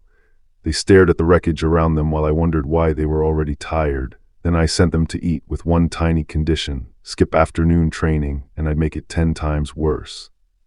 After ordering them to clean up, I took one look at the mess and thought what every reasonable person would think: assholes. At breakfast, nobody could eat. One disciple admitted he would throw up if he tried. That was the joke. I had turned a meal into the scariest part of their day. The disciples begged Sahyung Yoon Jong to save them, saying the training had become too extreme. Sahyung Jo Gul asked what I thought. I paused, then heard the real problem. Their bodies could no longer keep up with daily training. Steel grows stronger when hammered. Humans need something more. I only found out later that the seniors had started whispering about me over dinner. They decided I had not noticed their bodies hitting a wall, so they would keep following my routine for now and speak to me only if nothing changed. Fair. They were trying to protect Mount Hua Sect, even if they were also hiding a problem.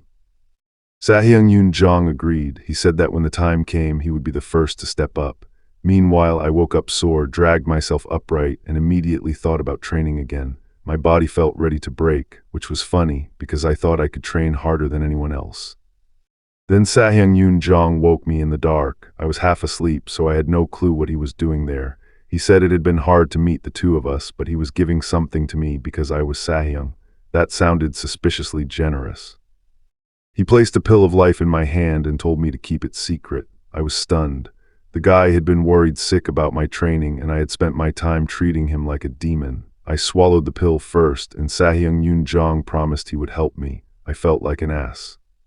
I understood the timing. You do not wait until someone collapses before giving them a lifeline. Remember that. After that, our training sharpened fast. The disciples moved with real purpose, and even the watching elder noticed it.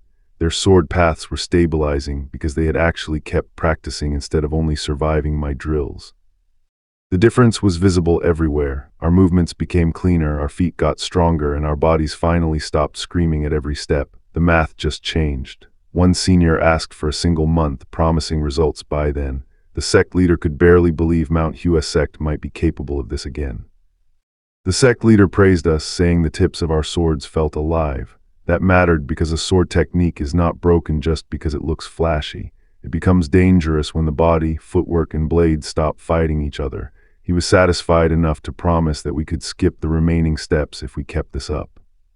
Then the sect leader ordered us to learn the Tei Flummox sword technique, and everyone erupted. He knew this was beyond anything Mount Hua Sect had shown in a long time. Before he could enjoy it, Ungum arrived at the White Plum Blossom boarding house with a problem. Naturally, peace lasted about 5 seconds. I found the equilibrium sword technique among Chung Myung's things, and Un-Em told me to turn straight to the last page. Then his face froze. The sect leader had found something in that book that hit harder than any missing manual, and I needed to know what it was. The message began for Mount Hua Sect's successor. It said changing and developing a technique was normal. That part was obvious. Then it drew the line. Changing equilibrium itself was no different from rewriting the words left behind in the book, so this was not a training problem. It was a fight over the sect's foundation. I saw him hold that letter before the sect grounds, and its warning finally became clear. The successor needed to understand this completely. Whoever wrote it had not left advice. They had left a responsibility, heavy enough to make an old sword manual feel like a verdict. I read on. Equilibrium was Mount Hua Sect's fundamental technique, the first grip on the sword before anything flashy mattered. Its job was to teach the base every disciple built from. Unem asked whether we should change it anyway. I understood why he wanted my opinion, but the question had teeth. I watched the disciples drill below us, then Unem asked the question that made the whole argument sting.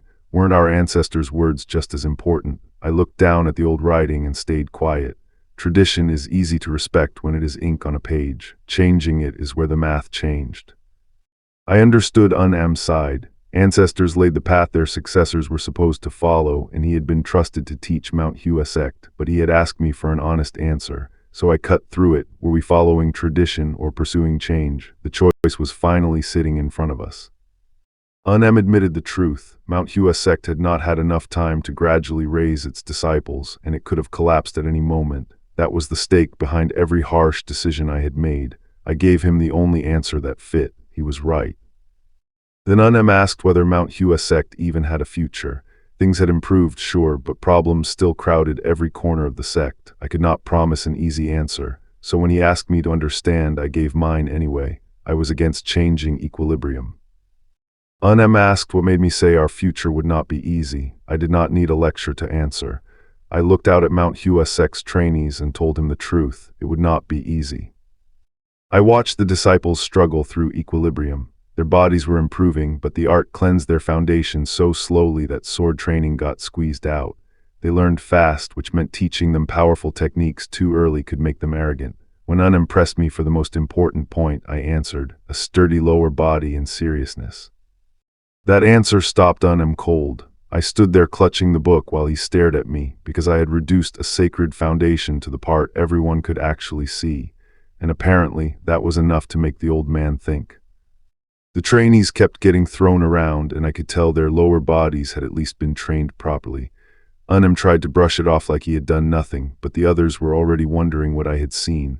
Then I called for Chung Mayung. Yes, I was talking about myself. Awkward. I gave Unem the real choice, slow and certain or fast and certain. For any normal sect, the second answer was obvious. Then I said Mount Hua Sect was different. That sounded simple, but it hit Unem hard. Pride in Mount Hua was exactly what had kept its disciples training for years. Unem repeated my words back to me, finally hearing the weight behind them. I told him that for any other sect, choosing the faster path would be correct, but Mount Hua Sect could not make that choice. Its identity was tied to the long road.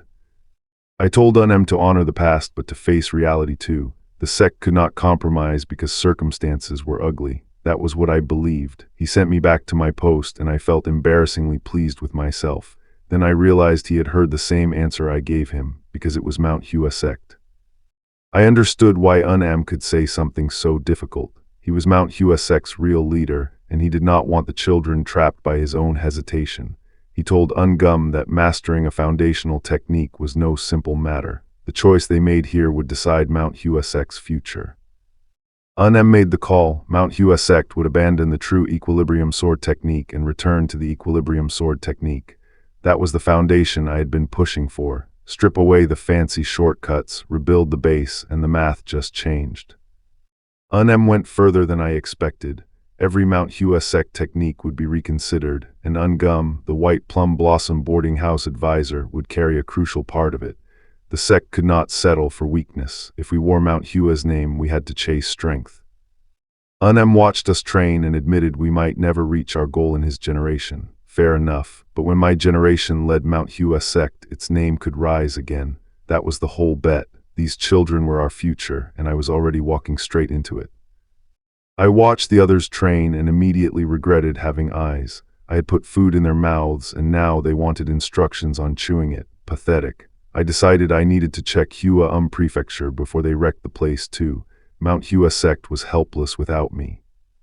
After a long stretch of hardship, Mount Hua Sect finally looked peaceful. The financial crisis was resolved, the books were full, and new techniques had been established for our future. That sounded lovely. I knew better than to trust peace around this sect. Everyone around the temple was laughing like this was how things were supposed to be. Peace, my ass. I could feel the chaos before I even saw it. The courtyard was already a disaster, so I called for Sahyung. We needed to have a little chat. I learned Sahyung came from a merchant family, then poked at him about the hidden talent rich kids always seem to have. He denied it. Fine. The real problem was the tea house exploding over bitter tea and missing barley tea. I asked who had caused this mess. Sahyung said the scammers had seemed reputable because most employees left when they were driven out. Then he explained it. Those employees were relatives and personal connections, so they walked too. I stared at the family tree inside, so the employees were one reason. Of course they were. I realized the mess went deeper than a few missing workers. Mount Hua Sect seniors had no idea how to run a business, and their plan was basically to buy expensive materials and hope for the best. I had to spell it out. Overpriced stock kills profit, cheap stock kills customers. Business was a trap with teeth. I kept breaking down the math for them. If we paid too much for materials, we made nothing. If we went cheap, nobody trusted us. Then hiring people blindly would let them skim every coin before it reached Mount Hua Sect. It was not cultivation, but the stakes were still brutal. Poverty could cripple a sect just as cleanly as a sword. One of my Sahyungs asked if I wanted everyone learning business just to make money. Of course not. I only wanted the people actually running it to stop getting played. When he asked what crooked sellers would do to us, I gave him the honest answer: they would probably rip us off. This was a damn bad start. My Sahyung finally understood why the business had worked so effortlessly before. Somebody competent had been handling it. Then he demanded a solution, and I had to tell him the truth. I did not know. If I could casually solve this kind of mess, I would have been a rich merchant instead of Mount Hua Sect's overworked disciple. I admitted even my father could not fix this because Mount Hua Sect had none of the backing a normal business needed. Then my Sahyung mentioned Elder Wang, a powerful merchant with influence across the Shaanxi province. He had supported the sect for years. That sounded useful until I heard the part that mattered. He had not been seen in ages. I asked why everyone suddenly looked so uncomfortable. They explained that Elder Wang had sponsored countless places so his advice could save us, but he had been bedridden for a year, and rumors said his illness was incurable. We needed help from the one man who could give it, and he might not even be able to stand. I said the obvious thing: we should ask Elder Wang for help. My Sahyung shut that down fast. The old man had been sick for a year. Then a visitor arrived, formally greeting our great Sajuk before making a request. He wanted Chung Mayung to pay a visit to Mount Hua. That was the kind of sentence that never meant a peaceful walk. I could not believe it. They wanted me to go to Mount Hua, that miserable mountain, while I was the youngest disciple with the weakest body lightning technique. Then the request got even more insulting. I was apparently not doing anything anyway. The audacity was impressive. I hated that it was also technically true. I had pushed my way forward a little, and Sahyung handed me a sealed letter from the Yunhe Merchant Guild. Since it came from a guild powerful enough to make Mount Hua cautious, I stopped joking around and took it. I promised I would deliver it quickly, then headed down the mountain with the letter in hand. I ran through the mountain pass, but the letter kept nagging at me, so I opened it. It was addressed to Elder Huang of the Yunhe Merchant Guild, which meant the message might have been meant for one of his subordinates instead. That uncertainty mattered because the seal was carrying more weight than the paper. I checked the guild seal and immediately noticed the problem. It looked normal, but the letter was written to the sect leader, not some random official. I decided to read it anyway. If a letter came from someone who was barely conscious, something serious had happened. I hoped I could get a reward out of it too, hee. I skipped the polite greetings and got straight to the real message. Elder Huang apologized for disappearing, then explained that his father's condition had kept declining. Old age was one thing, but he had developed symptoms that did not belong to natural aging, and that was where this stopped being an ordinary request. His father's Kai veins had been acting up uncontrollably, his body had turned red, and he had fallen unconscious. Then a black light appeared on his forehead. I froze when I read that part. I had seen that sign before, and here's where it gets stupid, the good kind. This was not an illness. The letter repeated every ugly symptom, then made Elder Huang's desperation clear. The Yunhe Merchant Guild had brought in famous doctors, and none of them could diagnose his father. He begged anyone with information to help, offering a tremendous reward. The medical route had failed. This had become a martial world problem. Elder Huang promised the reward to whoever could identify the illness, and even more to whoever could cure it. Then I saw his signature, Jonggol Huang, Yunhe Merchant Guild Master. I cursed under my breath. Ordinary doctors could not cure this because the symptoms matched the demon's flower from the outside. I remembered the usual treatment for the demon's flower. People used it to weaken enemies through poison, especially those arrogant bastards in the demon sect, but this case was worse. The symptoms looked the same, yet the real threat was something else entirely. The poison was only the surface of it. The reward was tempting, sure, but I had a worse question. Why would anyone use the demon's flower on Elder Huang? I could not confirm it from a letter alone, so I decided to see him myself, and if I was right, I had another problem waiting behind it.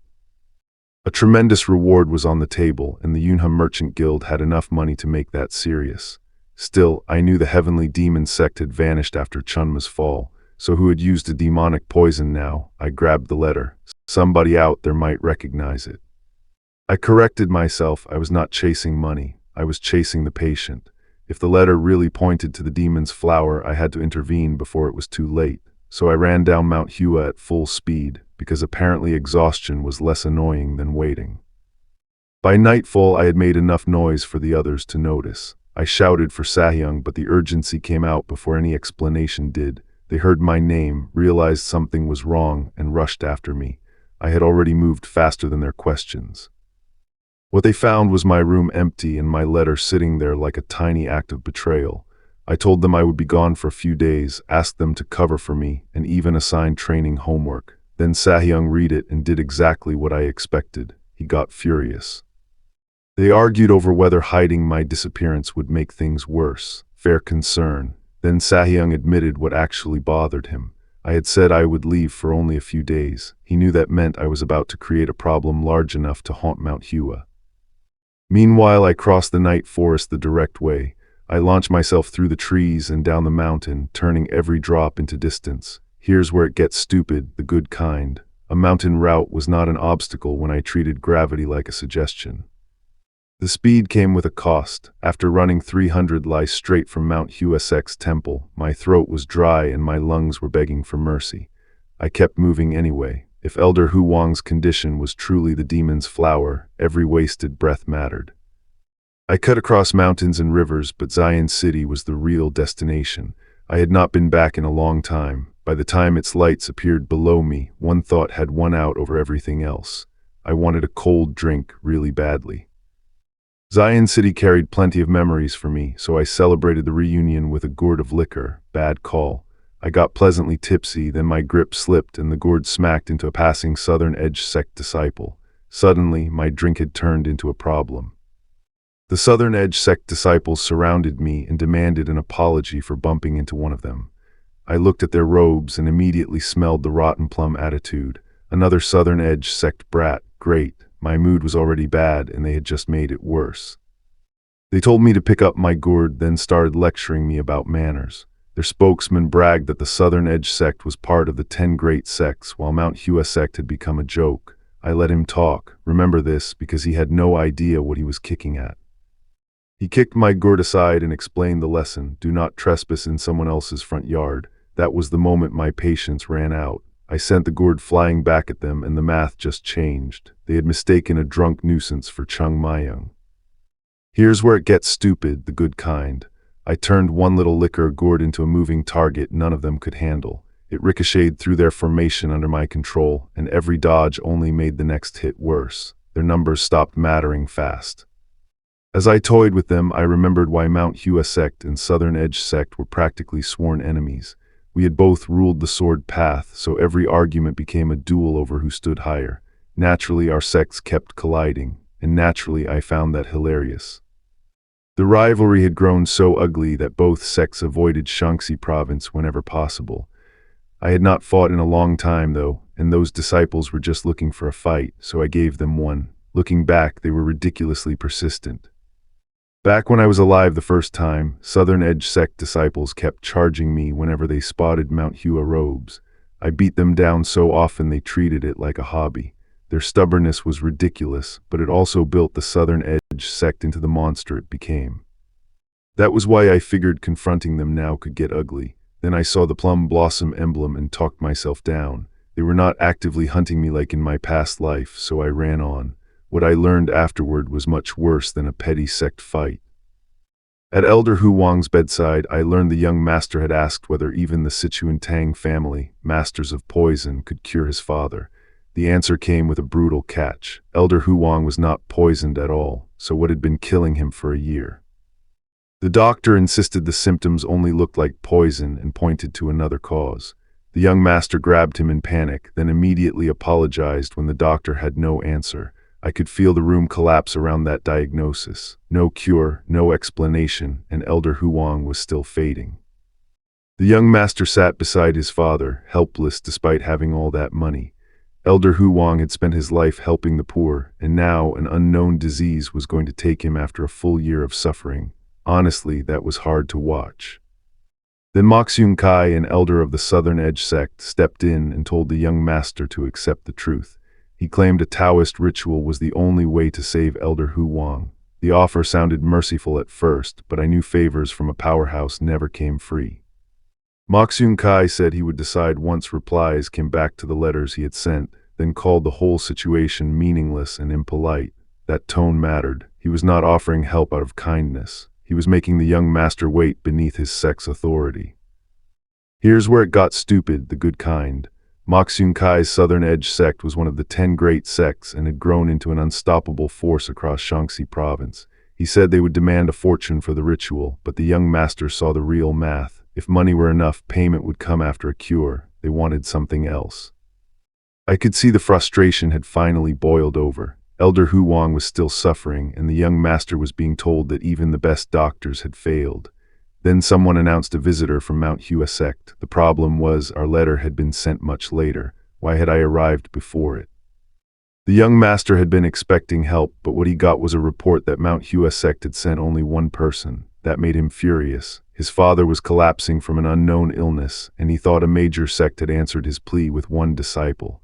Yeah, the first impression was brutal. The room went quiet until someone finally asked where the Mount Hua Sect visitor was. Then they learned I had been left waiting outside the entrance. That was a diplomatic disaster, not because I needed special treatment, but because basic manners mattered when someone had traveled this far. The young master rushed out himself. The gates opened and Zhangui Hu Wang threw himself into an apology. He introduced himself as the young master of the Yunhe Merchant Guild and blamed his subordinates for the insult. He was trying to repair the situation fast, which was sensible. Still, I could already tell he was more desperate than polite. I walked in alone and Zhangui Hu Wang immediately asked where the rest of Mount Hua Sect was. I told him I had come alone. Then I made my offer clear. I knew a way to cure Elder Hu Wang, so lead me there. And yes, I wanted to see that tremendous reward mentioned in the letter first. Priorities. I gave them my most reassuring smile, which, judging by the silence, did not reassure anybody. But I had a cure in mind, and this merchant guild had resources. The math just changed. If they wanted Mount Hua Sect's help, they were about to learn I did not work for gratitude alone. Zhangui Hu Wang could not believe Mount Hua Sect had sent only me, and he started laughing at the idea. His elder tried to calm him down, explaining that the sect had likely sent someone because they wanted their name proclaimed, not because they wanted payment. That theory was about to meet me. I expected that reaction. I looked young, so naturally they thought I was a joke. Fine. I raised my own expectations instead, stepped forward, and offered the greeting they should have received from the start. I was Chung Mayang, a first-class disciple of Mount Hua Sect, and their letter had reached us safely. I told Zhangui Hu Wang that I had come because his father's symptoms in the letter gave me a clue. That stopped him cold. No doctor had even suspected the illness without meeting Elder Hu Wang, so the Southern Edge Sect elder dismissed me as a scammer. I knelt anyway and asked who had been calling me a brat. The old man finally faced me, and I made sure the question landed. Was anyone else here calling Chung Mayang a brat? Apparently not. Good. Then I knew exactly whose bad manners I was dealing with. He raged that I could not recognize the Southern Edge Sect, so I played dumb and asked if they were doctors. Then I gave Elder Hu Wang a diagnosis. He had failed to follow the Tao, and a Taoist ritual was the answer. I even suggested Wudeng or the Kunlun sect, since Southern Edge Sect did not specialize in this. The elder exploded, demanding respect for my elders. I apologized with exactly zero sincerity, which somehow made him even angrier. He called me a bastard and urged Zhangui Hu Wang to throw me out. For Merchant Guild, their hospitality system needed serious patch notes. Zhongui Hu Wang, the young master of the Yunhe Merchant Guild, finally reminded the elder whose home this was and asked me to explain myself. I asked whether Elder Hu Wang had traveled through the Qilin Mountains before falling ill. Zhongui confirmed it, then told me I was wrong. That was interesting. Zhongui Hu Wang guessed Elder Hu Wang had been ambushed on one of those trips. I told him that was wrong too. His father had not been attacked while traveling in 5 years. Then Zhongui asked where he had been beaten up, and just like that, my last scrap of hope for him died. The elder laughed and called Mount Hua Sect scammers while Zhongui Hu Wang asked me to leave. I started to go, then caught the clue that mattered. Elder Hu Wang's body reddened and grew cold, and pressed skin flashed white before turning red again. There it was. What I had learned from Elder Hu Wang's condition was worse. Before losing consciousness, he felt freezing chills like an ice cave, and black dots appeared on his glabella, neck, and crown. When I laid those symptoms out, Zhongui Hu Wang threw the doors open and demanded to know how I knew.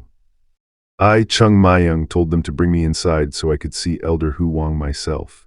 Zhongui Hu Wang's people still tried to shut me out like politeness could cure a dying man. I let them keep their pride. Their problem was mine now, and I had already noticed the dark spots on the elder's face. They led me into the residence, and I went straight for Elder Hu Wang's bedside. Then I grabbed a fistful of his hair and pulled. Subtle diagnosis was apparently off the menu. I needed a clear look at his skin because the answer was sitting right on his body. I found red spots across Elder Hu Wang's chest, but they were not the whole condition. An ordinary allergic reaction would have faded long ago. When I checked his pulse with Kai, the signs lined up. The treatment itself was not difficult. Naturally, everyone in the room heard that and lost their minds. I told them Elder Hu Wang would not die because I had taken precautions before the condition could worsen. That was the good news. Here's where it got stupid, the good kind. Saving him was easy. Completely curing him required preparation, and Zhongui Hu Wang suddenly looked like he regretted asking. Before explaining those preparations, I asked why nobody had served breakfast, priorities. I tore into the food while everyone watched me like I had escaped an asylum. Then I explained the real issue. Treating Elder Hu Wang was simple. Finding out why he had fallen ill was the part that mattered. I asked who stayed closest to Elder Hu Wang at all times, even during sleep or travel. Then I narrowed it further to the person nobody would ever suspect. Zhongui Hu Wang finally understood what I was implying. I called it necessary for treatment, but we both knew I was hunting for the source. Zhongui Hu Wang asked if I meant someone other than him, then admitted there could be people close to his father. I told him that if nobody around Elder Hu Wang had access, this would all be meaningless. He snapped at me for accusing his household. Fair enough, the question still had to be asked. I told Zhongui Hu Wang that suspicion was not a conviction. If we investigated the people closest to Elder Hu Wang and found nothing, that would be a relief. He hesitated, but I told him not to worry. Once I investigated, everything would reveal itself. The meal was over. The real diagnosis had started. I was still trying to figure out who had slipped demon's flower into Elder Hu Wang's life when the household asked how I planned to investigate. I gave them my answer by demanding another bottle of liquor. Medical deduction worked better with a drink. Then something shattered nearby, and the mood changed fast. What I heard next was that my name had hit Elder Hu Wang like a knife. A Mount Hua Sect brat entering the Yunhe Merchant Guild was already irritating, but calling myself Chung Mayung made him remember the same bastard from his past. Then he finally said it out loud, Plum Blossom Sword Saint. What I learned later was that the elders could barely process it. One called me a sword saint, another snapped that I was only claiming an inherited title, and Elder Hu Wang demanded they stop jumping ahead. My treatment was working. That was the only fact that mattered, even if everyone suddenly had far too many questions about me. The stakes behind those questions were simple. If I cured Elder Hu Wang, the Yunhe Merchant Guild would have no reason to turn against Mount Hua Sect. One of the men decided that was unacceptable and wanted me gone. His solution was painfully basic. Chase the child out, sure, good luck with that. They tried to dress it up as sect politics. If they openly attacked me, Mount Hua Sect could push back, so they wanted a quiet warning instead. The plan was to make me leave without giving anyone a clean excuse to retaliate. That caution mattered. They knew touching me directly could become expensive. Then the tone shifted. One of them bowed and promised that any disciple who made a mistake would be punished. Elder Huang accepted that, but made the real condition crystal clear. Anyone who laid hands on me would answer to him personally. Here's where it gets stupid, the good kind. Protection became a bigger reward than punishment. After that, Elder Huang sat alone with the problem. He remembered how the demon sect had invaded the Zhongyun region and how the 10 great sects had been driven to collapse. Mount Hua Sect was not some harmless little school in that history. He refused to let old enemies rise again, then demanded to know what they planned to do about me. The answer was to convince me to leave. Even they admitted persecuting a child looked bad, and pushing Mount Hua Sect too hard could backfire. Different sects had different reasons for wanting me gone, but the job was the same. They would pressure Chung Mayang out without starting a war they could not control. I had one rule for people who wandered into Mount Hua Sect: if they wanted something, they could say it to my face. A Southern Edge Sect senior came looking for Elder Huang, then introduced himself with all the smug ceremony his sect could fit into one greeting. I gave him the only answer that mattered. "Oh, hello." He laughed like I was a child who had wandered into the wrong courtyard. He said he had come to check on my condition for Elder Huang, but his eyes told the real story. He was measuring me. When he finally asked if I had a moment, I said yes, sure, let him make his pitch. I asked what he wanted, and he tried dressing it up as concern. Training at Mount Hua might be valuable, he said, but I was still young, still under a good master's care.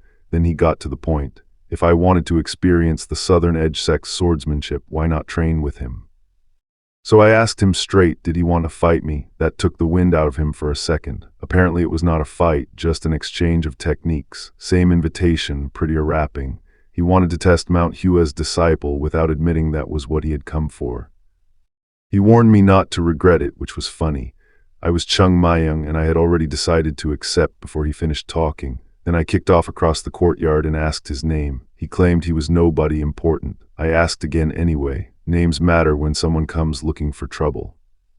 I told him the world was not always divided into right and wrong, then advised him to leave Mount Hua before he found real trouble. He treated that like an insult and demanded a fight. Fine.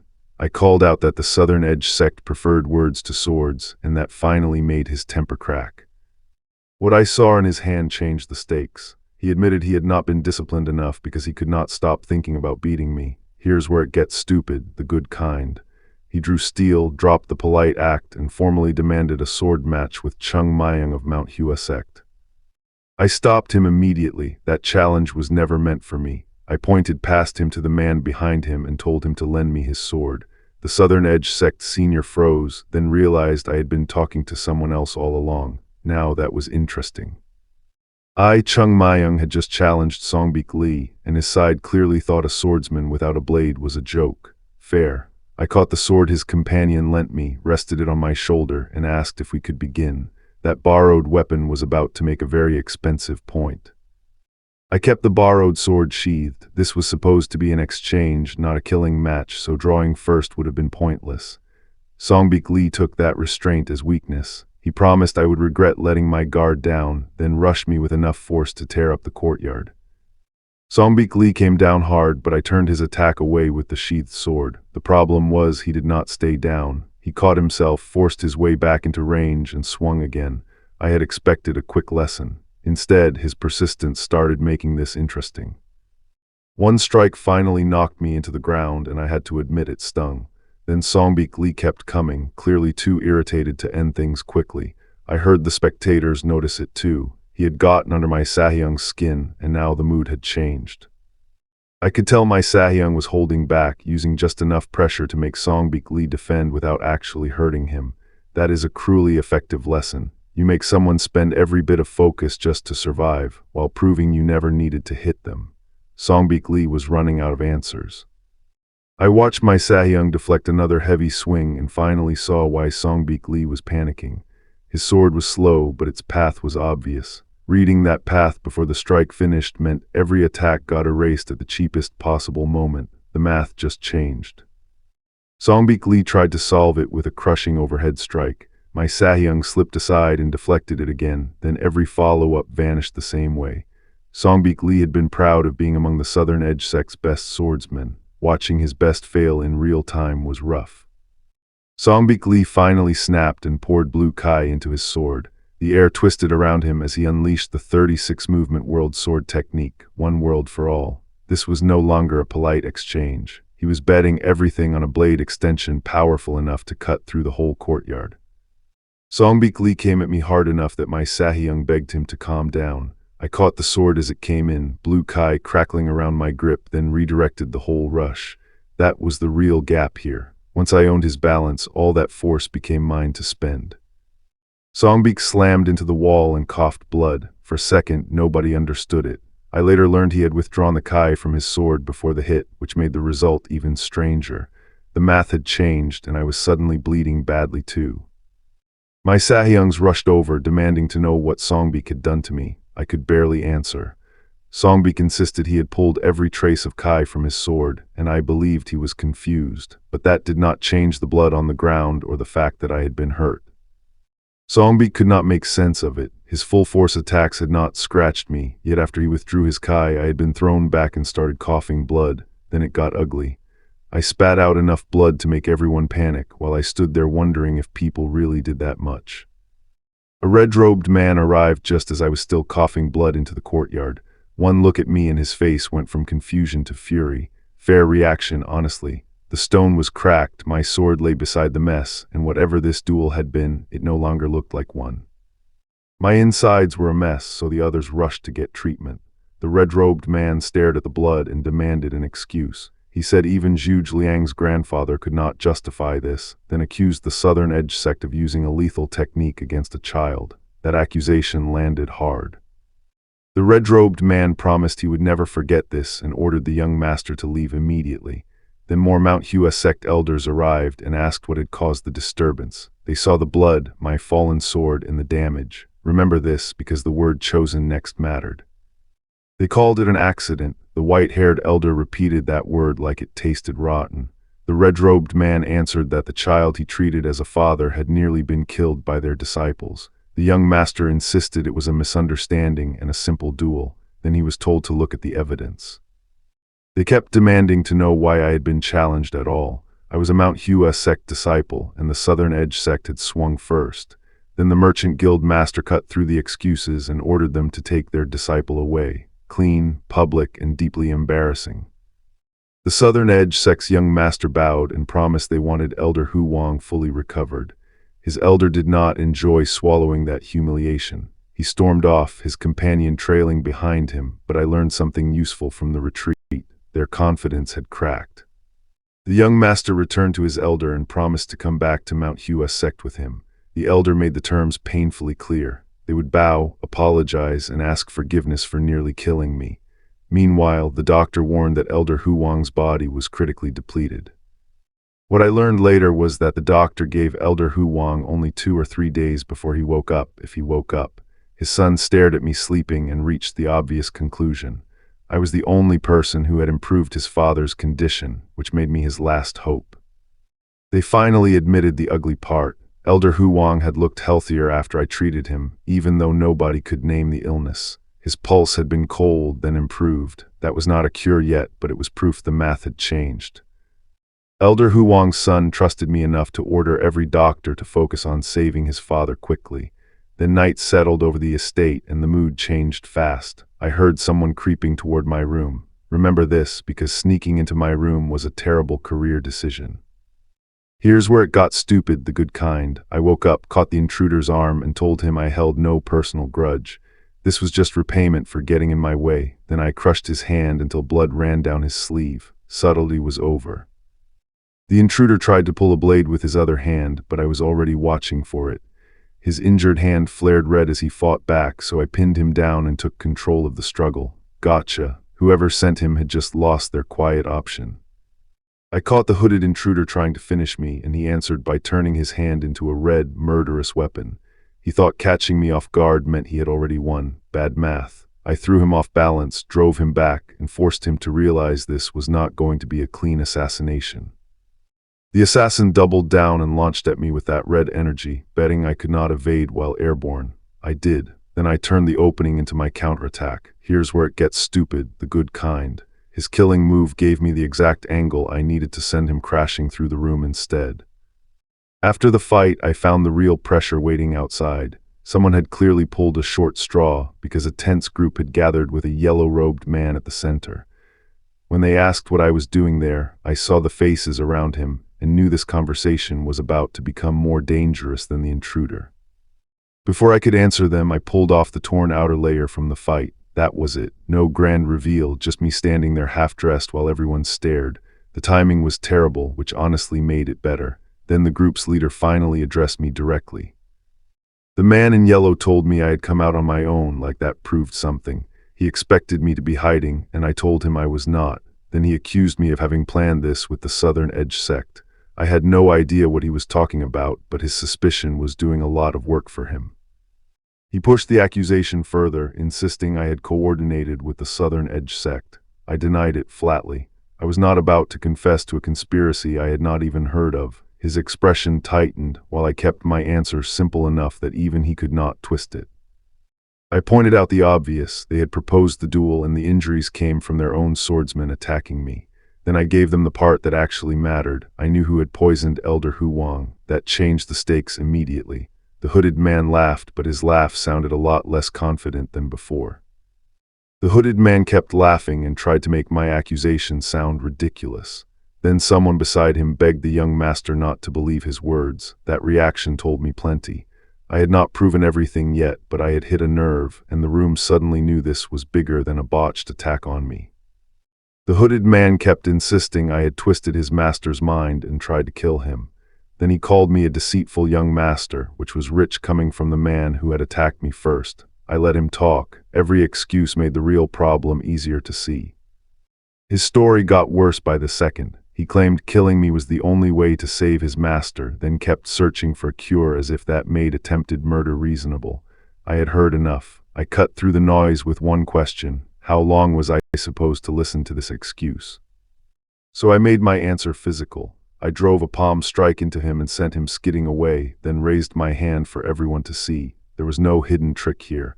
I had just placed a curse on him, and now the room finally had a reason to pay attention. I named it the Red Demon Hand. That mattered because it was not a wound he could simply tough out. A high-level curse would spread through his entire body, turn him dark red, and kill him within half a day. The math just changed. I made one thing clear: the curse alone would not be fatal if someone nearby could cleanse the red demonic energy. That was exactly why I believed the hooded man was innocent. The general did not care. He ordered everyone to subdue me, and the hooded man's fury started boiling over. The hooded man flooded the room with red demonic energy and grinned like he had finally found his opening. Fine by me. He had stopped pretending this was about saving anyone, and that was the evidence I needed. His mask was slipping fast. What I learned afterward was that the responsibility had been handed down to the young master, while his master left him to endure everyone's anger. Then the hooded man erupted in red energy again and demanded to know who had called him a brat. He was still angry. He was also still exposed. I told everyone the truth had already been uncovered and that they could hear the details later. For now, I just wanted them to beat this loud little fraud until he turned a little red. He actually asked if I meant him. Yes, him. His outrage was almost impressive. The Southern Edge sect had finally sent someone, and the crowd immediately treated that white-robed swordsman like their salvation. I watched him get asked if he had come to save them, only for him to look completely lost. Then the man in red pointed me out, so that was the real target.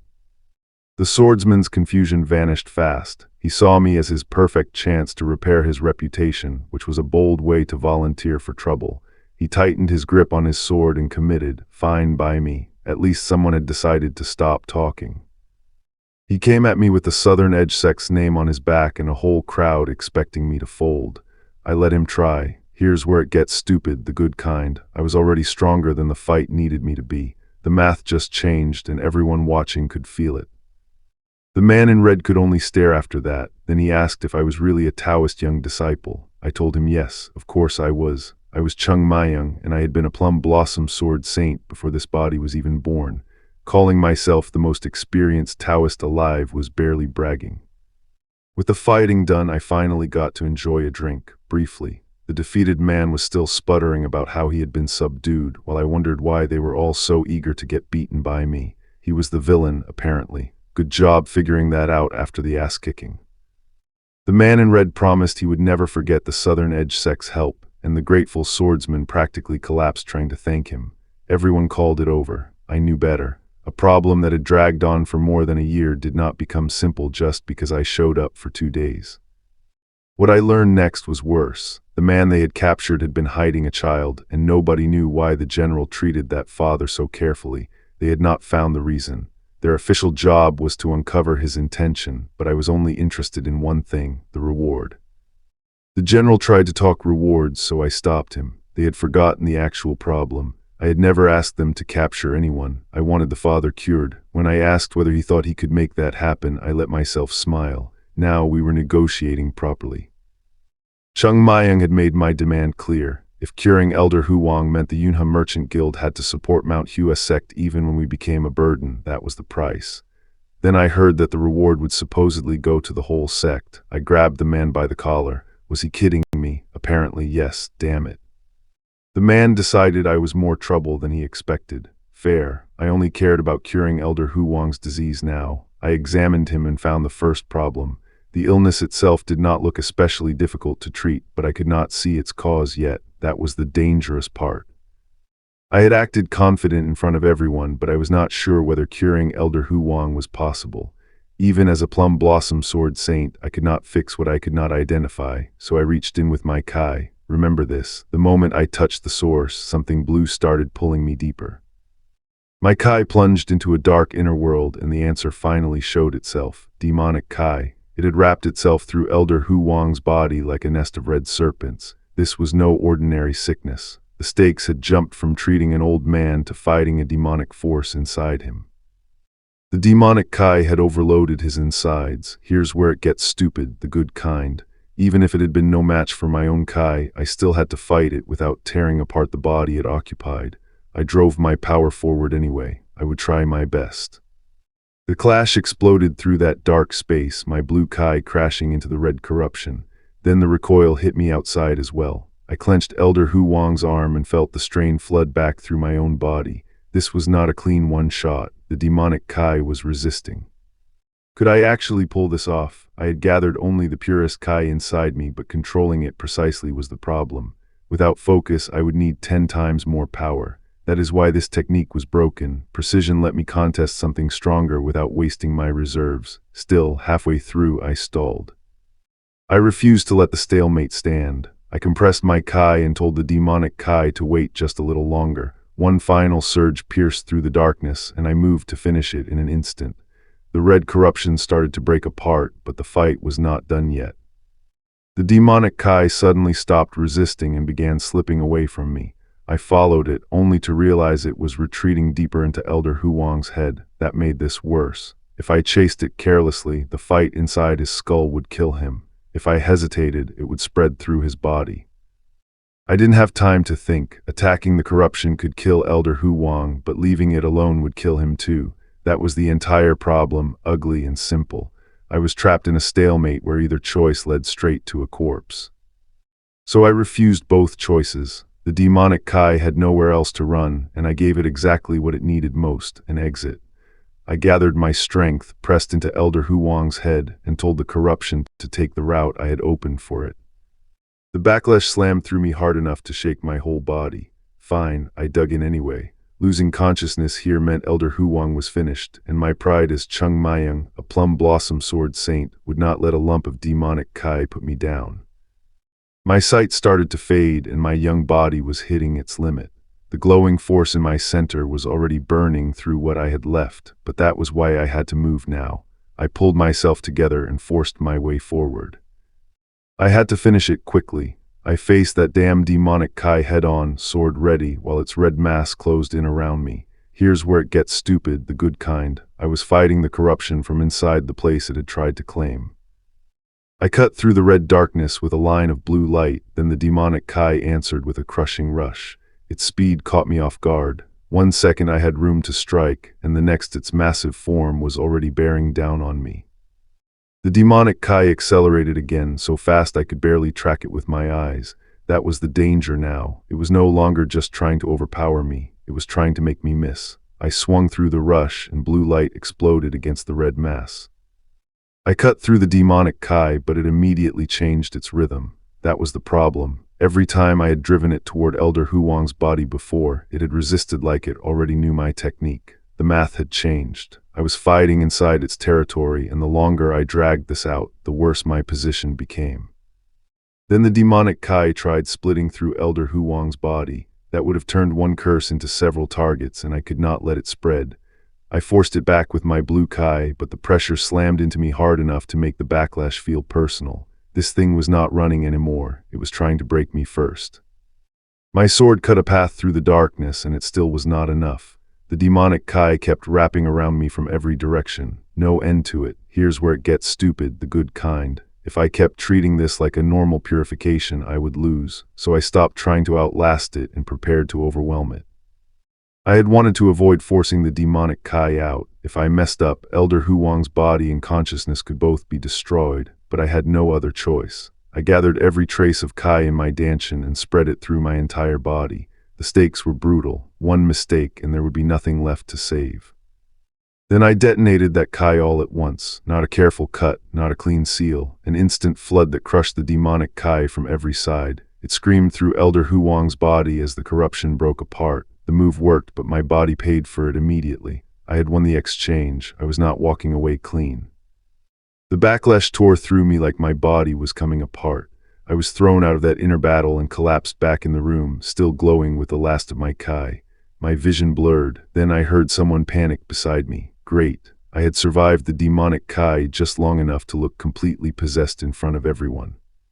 When I came to, I was sprawled on the floor and furious at myself. I had almost died. I swore I was never doing that again, which was an extremely reasonable promise to make while coughing up the consequences. The old man beside me said that amount of demonic Kai should have been manageable for someone at my level. I had just been unlucky. I woke properly and found the old man staring at me. He asked who I was, then asked whether I was awake. I answered without thinking. I was a Zion. The room went silent, then it hit me. If that answer made sense, I had not simply survived Elder Huang's curse. I had ended up somewhere I absolutely did not understand yet. After Elder Huang regained consciousness, the merchant guild stopped circling like vultures. Jabok Bun exposed himself as a rival merchant's son and offered excuses meant to soften me up. I could not have cared less. He had used his own family as bait, and now he wanted forgiveness. I knew every world had ugly stories. That still did not give anyone the right to escape punishment. Jabok Bun had watched me clear the mountain threat, then I caught the culprit behind Elder Huang's condition. With the mess handled, I got treated like a VIP. The food was the real reward. I was busy demolishing a meal when someone warned Elder Huang not to move too much. He said he felt better than he had before falling ill, which was a good sign. Then the elders walked in. I noticed them immediately. My mouth was still full, unfortunately. They asked whether I was Chung Mayung, so I gave them the obvious answer and asked if they had somehow missed me. One man said I had become this chubby in 3 days. Rude, but fair. Then he apologized and said he had come because he needed something from me. The old man dropped to the floor and called me his savior. He wanted to repay the favor, and that was where things finally got interesting. I asked for information from Jongsun Yu. If I had something I wanted, he said he could call in favors and find it. He admitted he had come without his sect's permission because the situation was urgent. That made the offer more serious. I told him every favor had to be repaid, then made him promise he would keep this between us. He agreed, but that hesitation at the end, remember this. The book caught everyone's attention. I said it was nothing, just information I had gathered over time. They asked how I knew all this, and I pointed out they were the ones who wanted answers. Everything was in that book, so I grinned and told them we should begin. Elder Huang said his body felt light, like he had become 10 years younger. That was the outcome I wanted. Then his expression changed. He remembered something bizarre, and the old man beside him suddenly looked uneasy. I asked what was wrong, because this clearly was not over. I learned that Zhonghui Huang had gone straight to Elder Huang after I treated him. He questioned the decision to cut dealings with the Southern Edge sect and pay Mount Hua Sect so much. Elder Huang confirmed it without blinking. Southern Edge sect ruled Zion and carried weight across Shaanxi, so this was not a casual investment. Zhonghui Huang pressed the obvious concern. Why deepen ties with Mount Hua Sect while the Yunhe Merchant Guild already relied on the Southern Edge sect? He only asked to preserve the old arrangement. Elder Hu Wang took another sip, then hit him with a question that completely stalled him. What was a merchant actually supposed to do? Zhangui Hu Wang gave the polished answer: an upright business, sound relationships, growth, service to the country. Elder Hu Wang laughed in his face. The comedy was brutal. He told him to quit dressing it up because a merchant's real duty was earning money, even if that meant bending a few laws along the way. Elder Hu Wang clarified the logic. If I wanted to be upright or help people, I could do it with money I had earned. For merchant, profit had no moral scorecard. Efficiency was the only metric. Zhangui Hu Wang finally understood the implication and asked if they meant to profit from Mount Hua Sect's collapse. Elder Hu Wang reminded Zhangui Hu Wang how he had built the Yunhe Merchant Guild. A merchant's insight was spotting what nobody valued yet, then investing before everyone else caught on. That was how he had made the guild Shaanxi's best. Then Zhangui Hu Wang asked the real question. What value had he seen in Mount Hua Sect? I had apparently given him the answer. Elder Hu Wang saw through his doubt. Zhangui Hu Wang still thought Mount Hua Sect could never compare with the Southern Edge Sect. But if Mount Hua Sect grew to Elder Hu Wang's expectations and they stayed close to me, the return would be tremendous. Here's where it gets stupid, the good kind. He called that realization the insight of a merchant. Zhangui Hu Wang worried that a failed investment would cost the Yunhe Merchant Guild dearly.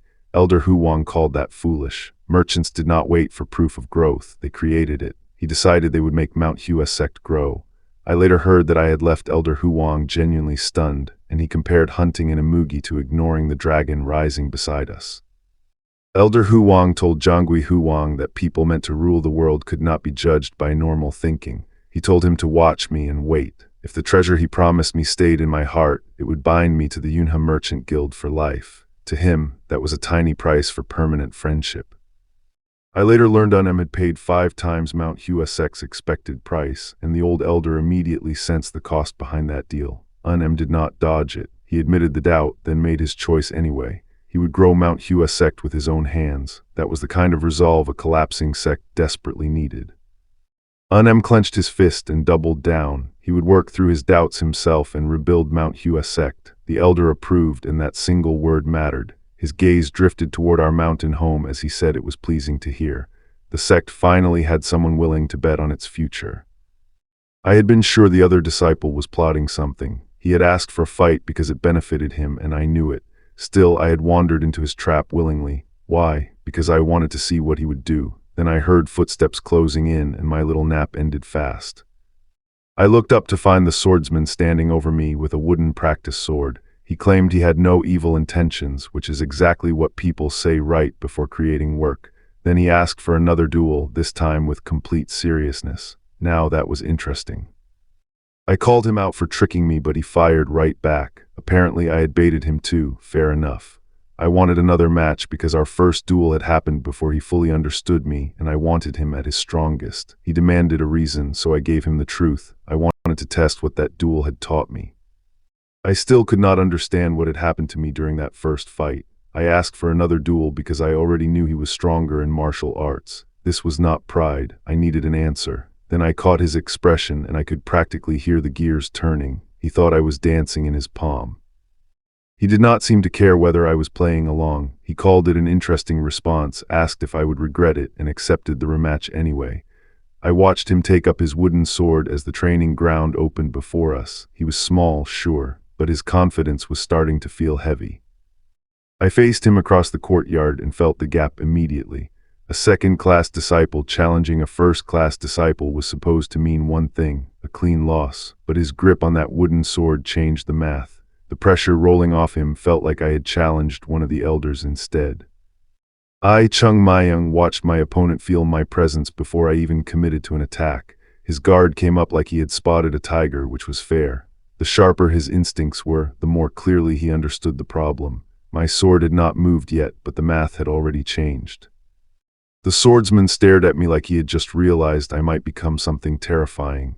Then he smiled. Good, I wanted that kind of fight. When he told me to bring it, I tightened my grip and answered the only way that mattered. I stepped in. His first attack came disguised as an illusion sword, and I respected the warning behind it. He knew his own limits, so he chose to open at full strength instead of testing me. That mattered. He was not trying to look impressive. He was trying to force me out from the start. Then he named his answer, Southern Edge Sect's 12-movement Snow Flower Sword. The technique flooded the courtyard with layered freezing arcs meant to trap every escape route at once. That is why this kind of sword art is dangerous. You do not beat one slash, you solve the space around all of them. He launched the Snow Flower Sword at me, and the pressure finally had teeth. The strikes drove me high, then slammed me down hard enough to crack the floor and draw blood. Here's where it gets stupid, the good kind. He had landed a clean sequence, and I was still standing. I came down through the dust and met him before he could enjoy that hit. The exchange turned ugly fast, with both of us taking damage and neither giving ground. When I caught him at close range, the frustration finally broke through. I heard him spit the truth at me. "You bastard." That was when I understood what had really bothered him. He demanded to know where I had learned that sword art, then tried the 12-movement Snow Flower Sword again.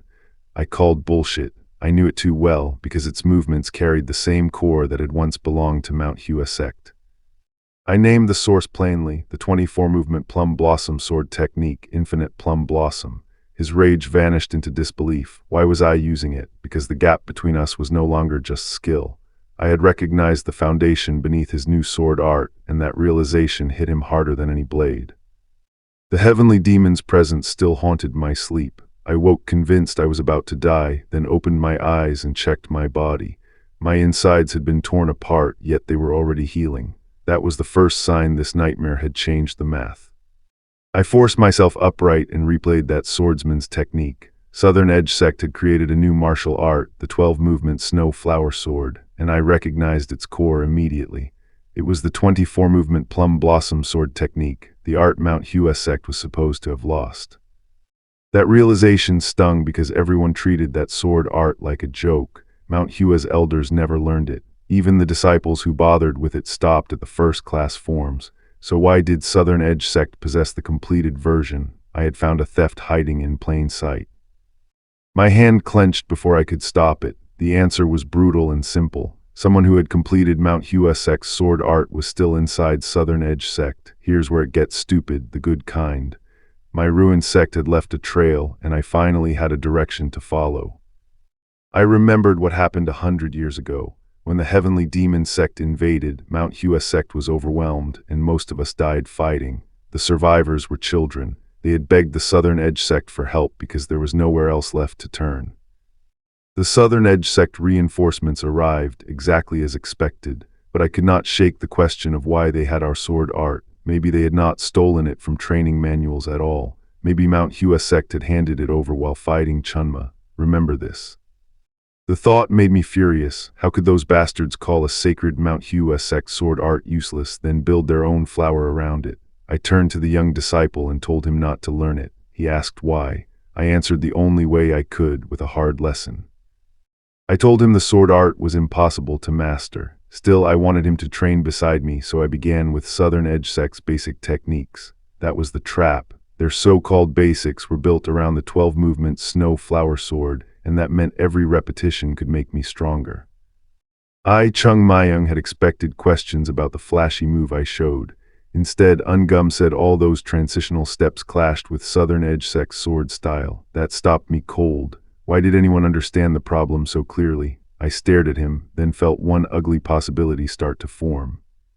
Thoughts flashed through my head. Maybe I was the reason their sword looked so easy to me, because I had spent my time beating up Southern Edge Sect disciples. They were proud of 7 sword techniques among the 10 great sects, yet one person had flattened their training floor. I could not stop circling that detail.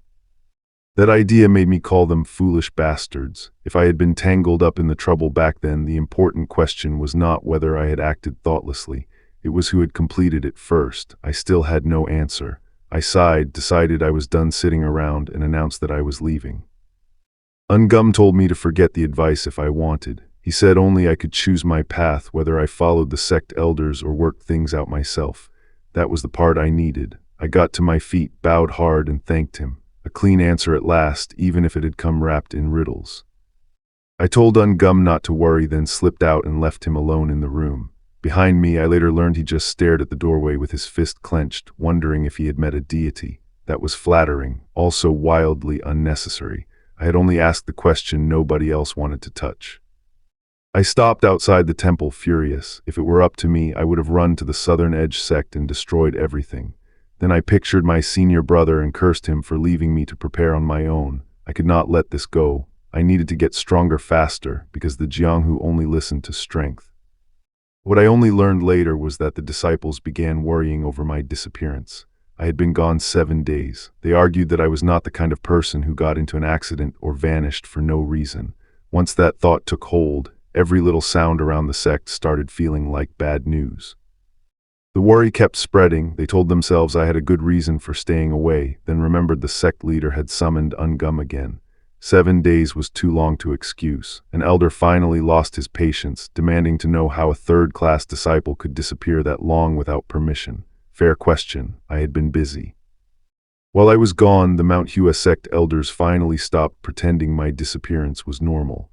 Haiyan Sang tried to calm them, saying I might simply have had an accident. The others were not buying it. If I had lost my footing somewhere on Mount Hua, they could not just sit there and call it nothing. Haiyan Sang demanded to know why anyone had let a junior disciple walk out without permission. Then the real issue came out. My absence was not a harmless mistake. I had openly ignored sect rules, and they feared that letting it slide would make Mount Hua Sect look weak enough for Jianghu to start circling. Haiyan Zhang apologized, but he was already wondering whether I had misjudged Cheng Maiyang. 7 days missing was enough to turn concern into a search order. He gathered disciples and sent them across Mount Hua to find me. Then someone burst in with the news they had been waiting for. I was back. My return hit the room like a dropped sword. The elders demanded to know who was back, and the answer was simple. Cheng Maiyang was about to arrive at Mount Hua Sect. Then I walked in myself, completely unaware that my little disappearance had built an entire disciplinary tribunal around me. The moment I arrived, the disciples checked whether I was hurt. Haiyan Zhang stopped them and admitted he understood why they cared about me, but he refused to let affection erase the rules. I had disappeared without permission, and he insisted that caring for a disciple meant being stricter when that disciple crossed the line. Haiyan Sang pushed that point even harder. The more they cared for me, the more firmly they had to correct me. That was the ugly math of a sect. If they protected me from consequences because I was useful or lovable, they would be teaching everyone that rules only mattered for people without value. Haiyan Zhang agreed that I had to be disciplined. Leaving Mount Hua Sect and refusing to return was serious enough to warrant confinement in the penitence building for at least half a year. Ungum objected that I was only a third-class disciple, but the others doubled down. They wanted a punishment heavy enough to stick. Haiyan Zhang asked whether everyone truly supported that punishment. They did, so he turned the decision back on me and asked what I thought Cheng Maiyang deserved for disappearing. That was the trap. I had walked back into Mount Hua expecting questions, and instead I was being asked to help write my own sentence. Cheng Maiyang paid my respects to Haiyan Zhang even with every elder glaring at me. Then he demanded to know why I had left Mount Hua Sect without permission. I admitted I had a reason, but the moment I hesitated, his patience snapped. Fair enough. I had walked straight into a disciplinary hearing. The elders gave me one chance to explain myself. If I could not justify leaving, I would be punished properly. I tried to answer, got caught on the first words, and one of them barked at me to stop stuttering. This was becoming less of a hearing and more of a public execution with robes. Then Elder Hu Wang, the merchant elder I had treated, arrived and told them not to rebuke me. Everyone recognized him at once. He had come because of the letter, but he made the important part crystal clear. I had saved him, so Mount Hua Sect had no reason to punish me before hearing the full story. The room went quiet when Elder Hu Wang said I had saved both him and the Yunhe Merchant Guild. Haiyan Zhang could barely process it. I just smiled and told them it was exactly what I had said. Watching all those severe faces stall out at once was worth the kneeling. When they asked how I cured Elder Hu Wang, I explained the 5-yin plant. It looked like harmless mugwort, but it was poison. Beggars who ate everything could suffer from it for a long time before dying. The recovery from ground radish mattered because this poison was simpler than it looked, not some unbeatable mystery. I confirmed that Elder Hu Wang's symptoms matched and the ground radish had worked fast. One elder connected it to the Beggars' Union who knew poisons well. That made my story sound suspiciously convenient. Here's where it gets stupid, the good kind. I had already matched my explanation to what wandering beggars would know. Haiyan Zhang started to consider rewarding me, but another elder pushed back. My intentions may have been good, yet I had still disobeyed orders and vanished for 7 days. Then the question turned sharp. Were sect orders really more important than a person's life? That was the real trial. The elders answered themselves. Mount Hua Sect was supposed to be reputable. What could matter more than helping and saving another person's life? The math just changed. My disappearance was no longer only disobedience. It was proof of what Mount Hua Sect claimed to stand for.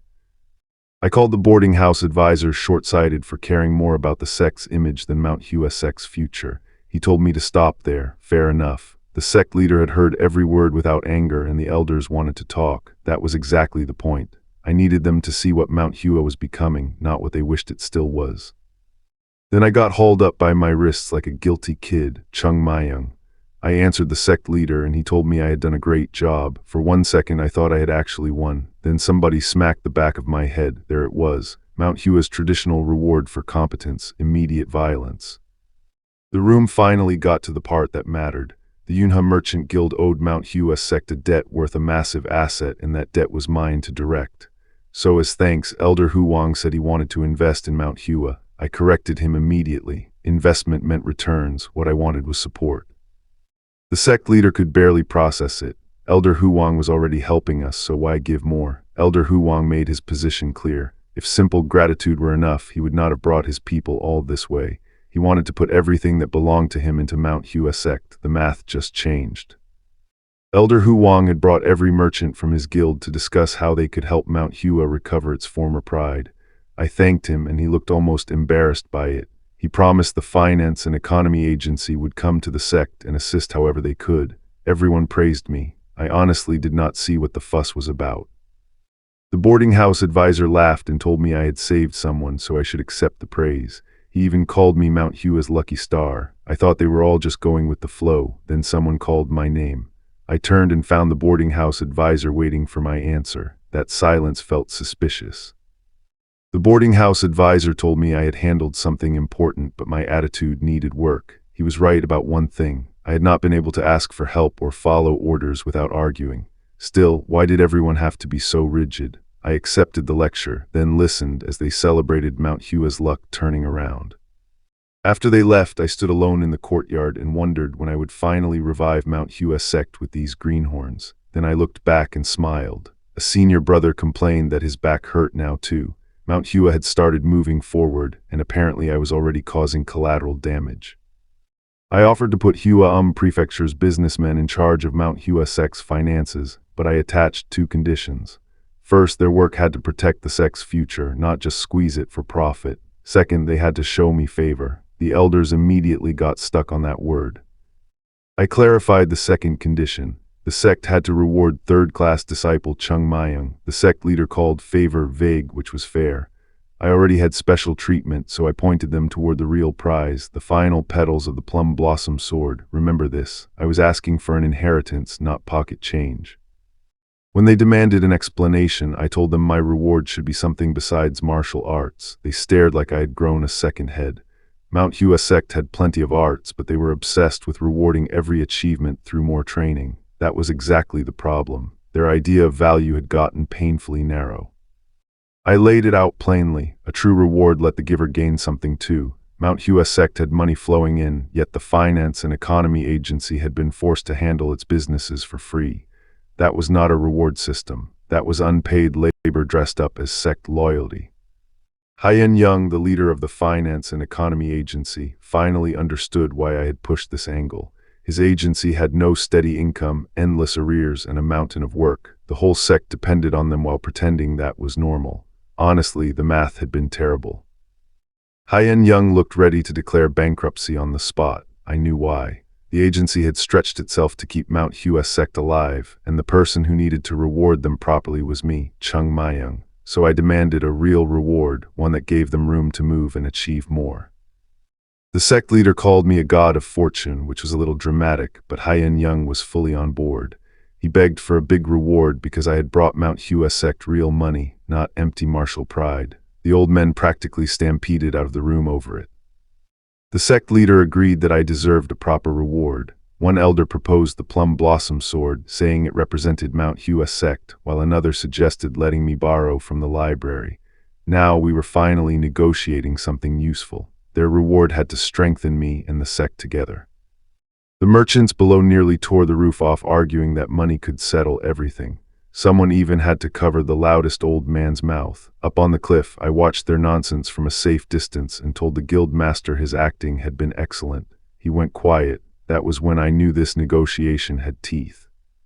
Jongle Huang, the master of the Yunhe Merchant Guild, said we were in the same boat now. I shut that down fast. I had no interest in joining Mount Hua Sect, especially not the version without me.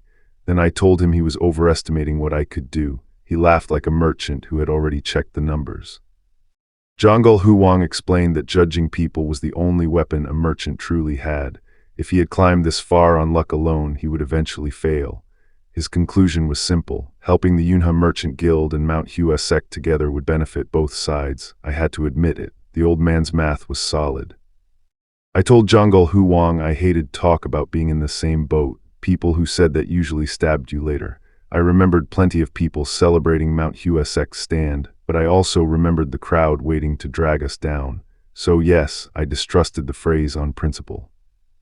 Jongle Huang calmly explained the merchant version of it. A boat was something people could board or abandon unless they shared the same destination. I agreed there was no harm in working together. He took that tiny concession exactly as intended. The Yunhe Merchant Guild now had a guaranteed reason to support Mount Hua Sect. Jongle Huang saw straight through me. Mount Hua Sect had already taken root in my head, and I had decided I would revive it while I lived. Here's where it got stupid, the good kind. The Yunhe Merchant Guild pledged full support, which also meant we had openly made enemies of the Southern Edge sect. I immediately checked the fine print. If the Yunhe Merchant Guild demanded extra favors later, that would be shameless. Jongle Huang said he wanted nothing in return, and we both laughed like that settled it. Then he called me exceptional for my age. I corrected him. I had literally come back from death. Jongle Huang warned me to hide from the world. It was full of ghosts, demons, and people willing to kill for profit. Once word spread about me, hunters would come from every direction. I smiled and told him he thought too highly of me. I was only a mere kid after all. I let Jongle Huang take his leave, then stopped him before he got far. I needed him to dig up a few things for me. A merchant guild master with real reach was exactly the kind of ally Mount Hua Sect needed, and he clearly knew I would keep giving him work. Jongle Huang could not read me at all. He looked at my childish act, looked at Mount Hua Sect, and decided he had found a dragon before anyone else noticed. That was the important part. He immediately saw how my existence could turn the Yunhe Merchant Guild into something far bigger. Jongle Huang told Jongle Huang that his opinion had changed again. Apparently I had become a lot of work, fair, but he was already thinking ahead, saying we needed to set the stage. The alliance was no longer just money changing hands. The math had changed. As Jongle Huang rode away, I understood why dealing with him felt different from handling Mount Hua Sect's elders. He had spent his life negotiating. Still, the Yunhe Merchant Guild had removed our biggest obstacle, poverty. I could stop stewing over the Southern Edge sect for now. Mount Hua Sect had lost its identity, and that was the real problem. With the Yunhe Merchant Guild backing us, Hua Prefecture's businesses stabilized fast. The disciples had failed to do it themselves, but the merchants made the place lively again within days. Haiyan Young, the finance and economy agency leader, was practically glowing. Good, money was finally moving. Now I could devote myself to martial arts. After years of instability, Mount Hua Sect finally looked peaceful. The disciples were not. I had them training before dawn, and one exhausted senior was already begging for the last repetition to be the last one. I sat on my rock and asked the only question that mattered. Nobody had died yet, right? One senior hauled himself up beneath the stone I was sitting on, then another forced his way through the same punishment. Here's where it gets stupid, the good kind. They were not just enduring my training anymore. Their bodies were changing fast enough that even the exhausted ones could feel it. The seniors called me a bastard, accurate enough. I had worried simple body training would ruin Mount Hua Sect's fast, feint-heavy sword arts, but it did the opposite. Stronger bodies made their swords twice as fast and sharper. That is why the regimen was broken. It upgraded the engine without changing the technique. Soon, training became fun. Back then, the others had barely survived the dawn run. Now they raced for the peak before breakfast like it was a game. That was progress. Then I heard the real problem. Their bodies had become absolute monsters, and apparently they were very proud of that fact. The training had gotten so easy that the disciples wanted another rock strapped to their backs. I appreciated the enthusiasm. What I learned later was that Sahyung Yoon-jong had noticed something odd. I was spending more and more time apart from everyone, despite being the one who never slept in. Yoon-jong wondered if I had been visiting the Yunham Merchant Guild again. Fair guess. Then he asked the question that actually mattered. After rebuilding Mount Hua Sect, how much stronger had we become? The answer was not comforting enough yet. I knew our strength had risen. Honestly, I had expected each of them to grow only about twice as strong, and they had already blown past that, but the math just changed. The conference was coming, and Mount Hua Sect needed more than improvement. I needed us to become much stronger.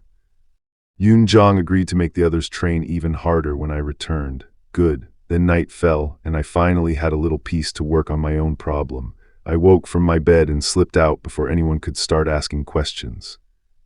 Even after pushing the others through that awful dawn run, I headed back into the forest alone. I had already reached an incomplete form of Heavenly Shadow Sword unification, but incomplete was the issue. I could extend it, just not perfectly, so I kept trying to imitate the sword arts I had witnessed. I could not freely train my sword arts in front of the sect. Mount Hua Sect might recognize what I was doing, and I was not interested in explaining it. That was why I practiced in the Falling Petals Peak. Then a strange sound cut through the trees, and I realized I was not alone. A woman stood in the forest and drew her sword. The blade moved like twilight itself, soft but overwhelmingly elegant. I watched from the shadows, stunned. She recognized Chung Mayung's sword the instant they met, and the reason remains unresolved. I watched her draw a blade that felt like a plum blossom made steel. Then the old Mount Hua Sect sword arts I thought had vanished started unfolding right in front of me. The math just changed. A sword technique was never about the shape alone. It was about why the person holding it chose to cut. Before I could sort that out, she came at me. Her movement was fast enough that even I could barely track it, and that was the problem. I had spent my whole previous life reading sword intent. This girl moved like a blind spot. I asked who she was, and she clearly had the same question. She demanded my name while I kept staring at her face like an idiot. I had lived more than 80 years before dying in Jianghu, and I had never met anyone that beautiful. If I had been older, I might have fallen for her. Thankfully, I was young again. Barely any dignity survived either way. I finally told her to identify herself. She noticed my Mount Hua Sect uniform, then checked the flower emblem on my robe. Her suspicion only got worse when I said I was a third-class disciple. Apparently, a disciple at my level was forbidden from roaming around after sunset. I said the sect leader had given me permission. She called me a liar, which was fair from her perspective, but she still had no proof. Then she warned me to leave because it was dangerous. A second later, her sword made that warning very convincing. I only said I had come to watch the others train. I reminded her that I had trained there every day until yesterday. If a stranger suddenly appeared in Mount Hua Sect robes, shouldn't they introduce themselves first? She just stared at me. Then she grabbed my shoulder and turned away. I decided she was angry. Also, she was spectacularly bad at conversation. Her sword had been sharp, but her attitude had no edge at all. She asked my name, so I told her, Chung Mayung. She asked if I had already received a Taoist name. I said Chung Mayung was my real name. The moment she believed me, I realized it. She thought I was dumb. She was definitely dumb too. At last, she introduced herself as Yu Isal, a second-class disciple. That made her my senior if I really was third class. Then I heard the name Beck and froze. Mount Hua Sect's generation order should have included it, yet I had not seen anyone carrying that name since I returned. Something was missing. Yu Isal demanded a proper greeting, then told me to stop occupying someone else's training ground. I, Chung Mayung, played it off with a polite little laugh, but she marched away to verify my story with the sect leader and promised consequences if I lied. What a strange child. Then she called me strange too. Isal paused and asked if she meant me. Apparently, yes. I let that one sit for a second, then decided I needed a new training ground before sunrise. By morning, Mount Hua Sect had settled into its usual routine, with one disciple quietly working through a meal. At the White Plum Blossom boarding house, I immediately felt the mood had gone rotten. Even after I had turned the place upside down, I had never seen everyone this gloomy. A disciple explained that the Beck seniors were returning from closed-door training. I asked what was so bad about that and got warned not to call them Beck to their faces. The seniors had left because the local training grounds were too poorly maintained for large-scale closed-door training. That sounded reasonable, so I asked why everyone looked like they were attending a funeral. I even suggested the seniors might have nasty personalities and beat people up. Apparently, unlike someone else, they did not. Then someone finally said it, the Mount Hua and Southern Edge Conference. It had once been an annual martial arts exchange, but now it was basically a one-sided battering. The seniors still carried injuries from the last beating 2 years ago, and the whole sect feared another humiliation, so only the second and third class disciples would fight. The returning seniors had trained behind closed doors to prevent Mount Hua Sect from getting humiliated again, which meant the conference was close. Here's where it gets stupid, the good kind. This competition had not existed in my time, yet it showed up exactly when Mount Hua was weakened. The math just changed. Southern Edge Sect had been looking down on us. I asked whether the senior bastards coming back could actually beat them. The answer was painfully cautious. Closed-door training meant trouble, but winning was never guaranteed. Fine. If Mount Hua needed winners, then we would become them. I stood up and asked my senior brothers whether they were ready to do anything, even drink poison or break their arms and legs. I raised the stakes all the way. Were my senior brothers prepared to die if that was what it took to beat those Southern Edge Sect bastards? Their silence was perfect. I told them not to worry because I would make them win. Then I promised we would beat them until they were covered in blood. Southern Edge Sect. While I was away, I later learned the Southern Edge Sect's second-class disciples were already returning. Their arrival would force the Mount Hua and Southern Edge Conference forward, and our sect had been getting beaten badly for years. Worse, Mount Hua Sect was finally starting to rise. The pressure was climbing fast. The elders had a real problem. We had discovered new martial arts, but our stronger disciples had never tested them against Southern Edge Sect. An early loss could crush the newer disciples' hope and send them straight back to loser mentality. That concern was painfully fair. Still, hiding from the conference would not close the gap. I later heard the sect leader decide we had to face it, even if 2 months of training was nowhere near enough. Our seniors would return sharpened by hard training, so Mount Hua Sect prepared to welcome them properly. Food and alcohol first, priorities. After agreeing to prepare perfectly, the sect leader was left alone when someone quietly entered and then departed. He stepped out beneath the flowering trees, but all he could feel was a thorn in his heart. The conference was no longer a distant embarrassment. It was coming for us. Back with my disciples, I kept pushing through the pain and counted down the 15 days left before Southern Edge Sect arrived. They asked if we could win now. I told them no. They thought they had grown a lot, so I measured their progress with my fingers. That tiny gap was the joke. They did not enjoy my answer. They had trained until they nearly died, and they could feel the difference in their bodies. So what did I do? I reminded them that a few months of work did not turn an acorn into an oak. Against Southern Edge Sect, feeling stronger was not the same as being strong enough. They admitted their growth was terrifyingly fast compared with ordinary disciples, but Southern Edge Sect's best students were improving too. One of them asked how we could possibly win. I gave them the only answer that mattered: get stronger. Simple advice, sure. The math behind it was brutal. They pointed out the obvious. If 2 months had not been enough to win, how were we supposed to catch up in 15 days? That was exactly why I had gathered them. I asked whether they were prepared to die. No soft training arc. This was the line between surviving humiliation and changing everything. I called everyone out in the middle of the night because normal training was already a dead end. The results were disappointing, and I had no patience left for polite drills. Once the disciples gathered, I stepped forward with my sword. Their question was fair. How were we supposed to train this time? I drew a real sword, and the courtyard went dead quiet. That was the point. These kids had been treating the blade like a school subject, so I gave them the answer they were not ready for. My new training method was simple. Each of them needed to experience death once. Naturally, everyone thought I had gone crazy. They begged me not to meet their eyes and looked ready to die before training even began. I told them I would rather risk that than watch them lose. Then I promised them something bigger. I would make them strong enough to win.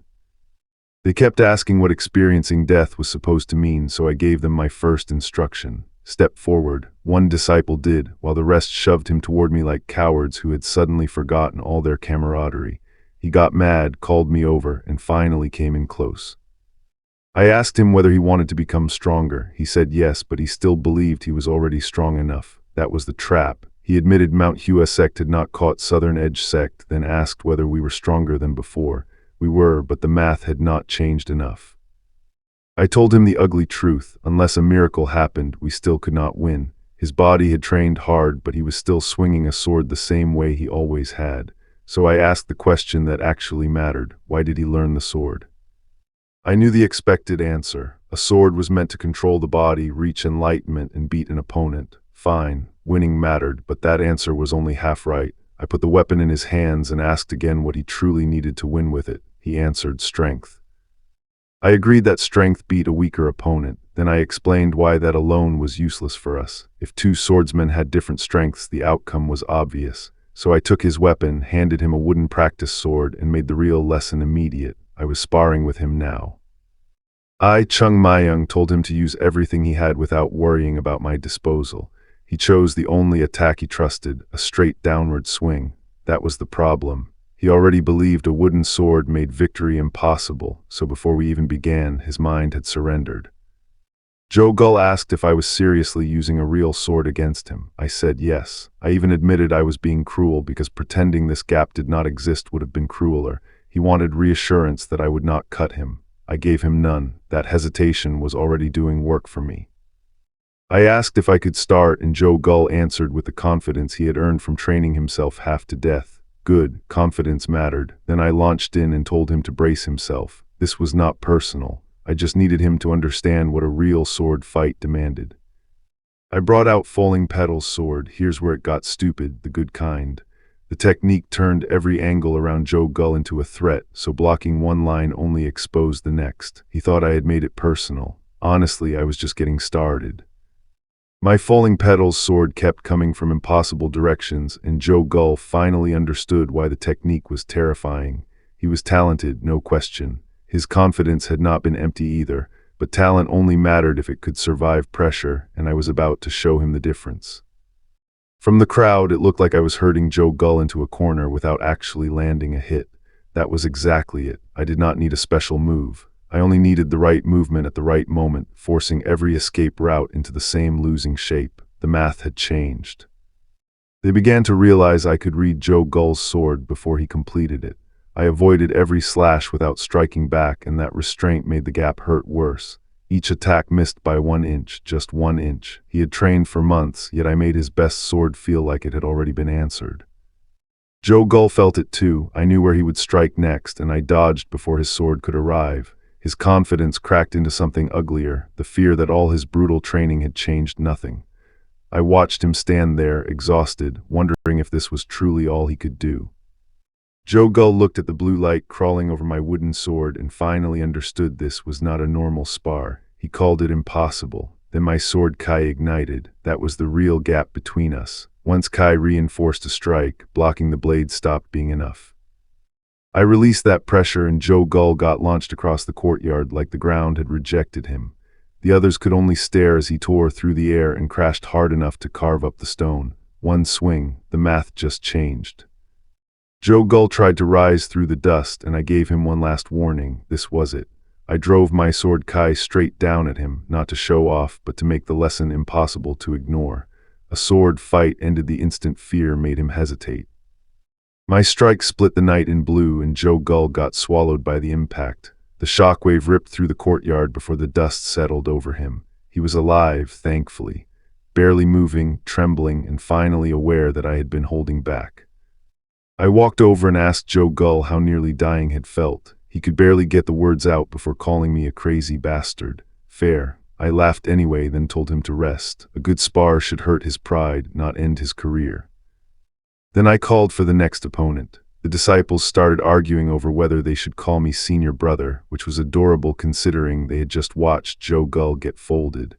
I told anyone who did not want to come forward to run. Naturally they ran, just not away. Afterward I looked across the courtyard and wondered why none of them had blocked my attacks. Then I saw the answer written in the bodies scattered everywhere. They had tried. My sword had simply reached them before their defenses could exist. I explained it plainly. My swings were too fast and too strong for them to react, even when they knew exactly what was coming. That is why speed is broken. It steals the opponent's decision window. I swung again, and the ground paid for the lesson. I told them the first lesson was the lower body. A sword looked different from a distance because the swing began at the ground, not the wrist.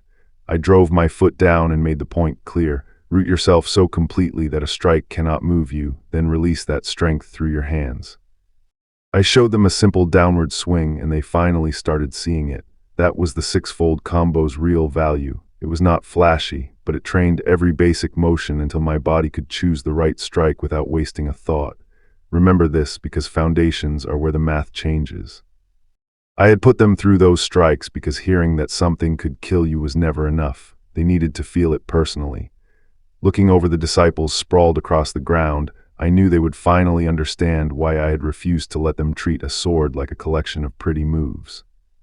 One disciple pushed back. We were Mount Hua Sect disciples, so why should we copy a basic sword technique from the Southern Edge sect? I agreed that their sword had to be used against opponents, but that was exactly why I shut him down. A downward swing was the foundation, and everything else had to grow from it. I made them keep one thing in mind: if they could not master the six-fold combo, learning fancier techniques was pointless. A building without a foundation fell apart in the first wind. Every Mount Hua Sect sword technique used this combo as its base, so they had to make every motion their own. Then one of them admitted the real problem. They were not me. Fair enough. I told him strength mattered less than fully using what he already had, because even weaker bodies could find a way to fight back. He answered by demanding a match, so I told him I would crack his head if he lost. I reminded him that Mount Hua Sect had lost people to the Southern Edge sect. Winning was the only thing that mattered once a fight began. Dirty tricks, desperation, whatever kept me standing. Cowardice was a luxury for people who had never been beaten. If I got desperate on a battlefield, I would not waste breath worrying about honor. I told everyone to grab wooden swords and start with 10,000 swings. They stared at me like I had lost my mind, which was fair. Then I threatened them with more swings if they lost. Later, while the sect worried about its future techniques, I found myself staring at a loaf of bread. Priorities mattered. I knew I could not stay at Mount Hua Sect forever, and that thought changed how I looked at my senior and junior brothers. Their mindset was still like children learning to walk. Annoying, absolutely, but I was right behind them. I had to teach them well enough to stand without me. I did not need Mount Hua Sect to prosper while I was around. I needed it to survive after I was gone. Prosperity was visible, like flowers. Mindset was the root nobody saw, and it kept the tree alive. That was the real problem, and I knew it would not be easy. So I trained, swing after swing. I pushed myself through the dark because getting stronger was no longer optional. I remembered my last life clearly. I had faced Chunma, but the others had already worn him down. Without that help, I would never have been enough. That was the part I hated admitting. I had called myself the ultimate sword, yet alone, I was still the loser who could not defeat Chunma. If I had beaten him by myself, then my senior brother, my junior brothers, and everyone else might not have died. That regret turned into one clean answer. I had to become stronger than anyone in the past. No one could promise another heavenly demon would not appear, and I could not protect Mount Hua Sect by hoping the Jianghu stayed quiet. I threw myself into training until the math changed. Here's where it gets stupid, the good kind. I was already stronger than my old self, and I kept accelerating. My sword intent tore through the night, then my power burst out in a pink streak. I had stopped chasing my past strength. I was building something beyond it. I needed strength beyond Chunma. The heavenly demon had destroyed everything I knew, and I had once laughed because I believed I only needed to follow the saint's path. That belief had cost too much. This time I had to transcend every limit that had bound me before. Then beneath drifting plum blossoms, I saw her standing behind a tree. I stopped. She stepped into view in Mount Hua robes, silent as the night itself. I had no answer yet, only the feeling that this meeting was about to matter. I, Chung Mayung, had felt my sword art beginning to shift into something bigger.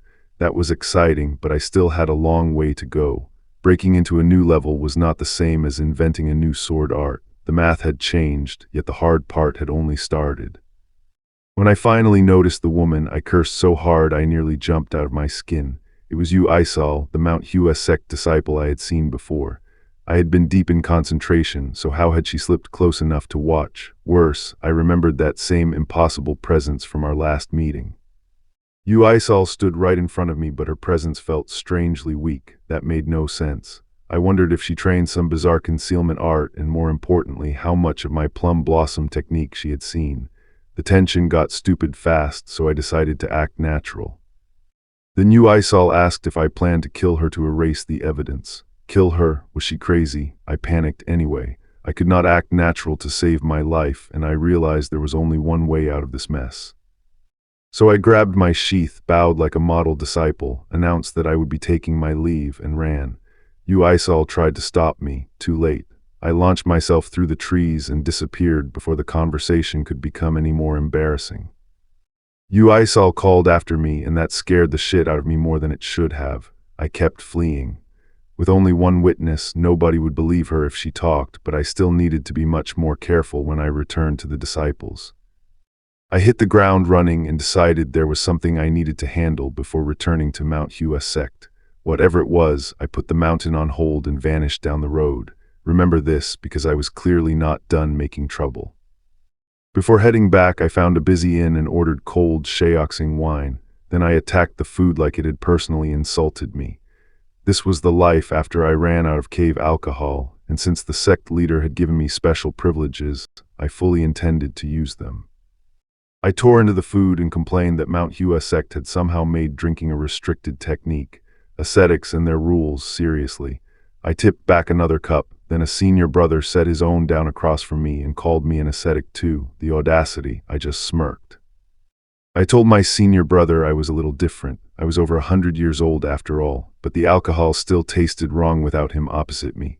Back then, sneaking drinks while hiding from that playful old geezer had made every cup better. Damn, what a joke. I chewed through another bite and remembered exactly what my senior brother had been like. Taoist, living deity, whatever title people gave him, he was still a playful old geezer. Looking around the busy inn, I wondered if this place had anything like that where the deities lived. Then I drank again. Refreshing. I decided I would not join my senior brother up there. He could live happily by himself. Then 3 men in black sect uniforms entered the inn, and the mood shifted. They were welcomed inside, so I kept eating and watched what they wanted. The newcomers grumbled that they could finally eat real food instead of bigu pills. Then I noticed their uniforms, their age, and the plum blossom pattern on their chests. Beck disciples from Mount Hua Sect. That was exactly the kind of involvement I wanted to avoid, so I tried to finish fast. I overheard the Beck disciples asking for junior sister Yu. She had apparently gone to Mount Hua Sect first, because of course she did. They ordered enough food and alcohol for 3 while I sat there drinking openly. Their judgment was immediate. Second-class disciples, and already this shameless. I thought Mount Hua Sect had changed too much. In my day, getting caught drinking meant a week in the penitence building with nothing but empty walls and sword practice. Still, the oldest of the 3 poured drinks for everyone and praised their hard work. They said they were following his footsteps. The senior brother thanked them, and I had to admit the man was ridiculously handsome. He looked like some warrior dragged out of a legend. Then he told them he knew they had worked the hardest and offered to pay for every drink himself. That smile said this was not just generosity. I heard one senior brother warn the other not to get drunk, then watched them wonder how Mount Hua Sect had grown so strong. They had trained hard enough to close the gap with Southern Edge Sect. That was the optimistic version anyway. The senior brother with the cup looked less convinced. They admitted Southern Edge Sect had pulled far ahead after Mount Hua and Southern Edge Conference, but they refused to call that the whole truth. Their training had been brutal and constant. I watched the cup slide through a practiced hand, and the confidence started sounding less like pride and more like a challenge. They insisted hard work never betrayed you, then made the leap that mattered. Mount Hua Sect could now stand on equal footing with Southern Edge Sect. One brother immediately pushed back. Equal now meant Southern Edge had been stronger from the beginning. The math just changed and nobody liked where it pointed. The senior brother calmly said nothing was fixed. If Mount Hua Sect kept advancing without slowing down, we could surpass Southern Edge Sect and take on the world. Bold speech. Then I sat nearby, stuffing my face in complete silence. The room finally noticed the real problem sitting at the other table. Someone nervously asked whether I could swat that bug away. I kept eating. Apparently my form matched the old founders perfectly, which was awkward information to hear while I was chewing. Then one of them called out to me, asked who I was, and admitted he had never seen me around Mount Hua Sect. The questions got specific fast. Which sect was I from and what was my name? I tried to smile through it, but I knew exactly how bad that was. My fake passerby routine had lasted maybe 5 minutes. I stalled with an ah and an because I was screwed. I could feel the bandaged senior brother studying me from across the tables. He had noticed the strange pressure the instant he entered and decided it came from me. I looked younger than 15, yet I did not feel like some rising prodigy. Remember this, because his suspicion was finally pointed in the right direction. I heard him accept that I might be a passerby, but he was not letting it go. He stood, suggested we introduce ourselves since fate had brought us together, and came over to my table. I heard the chair scrape closer. My meal had officially become an interrogation.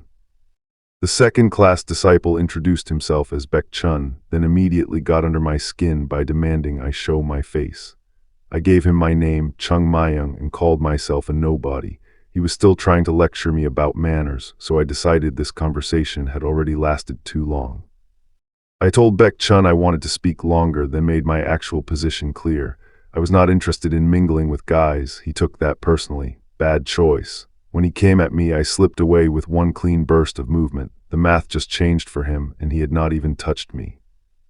I left Baek Chun staring at his own hand, wondering how I had escaped his fancy footwork.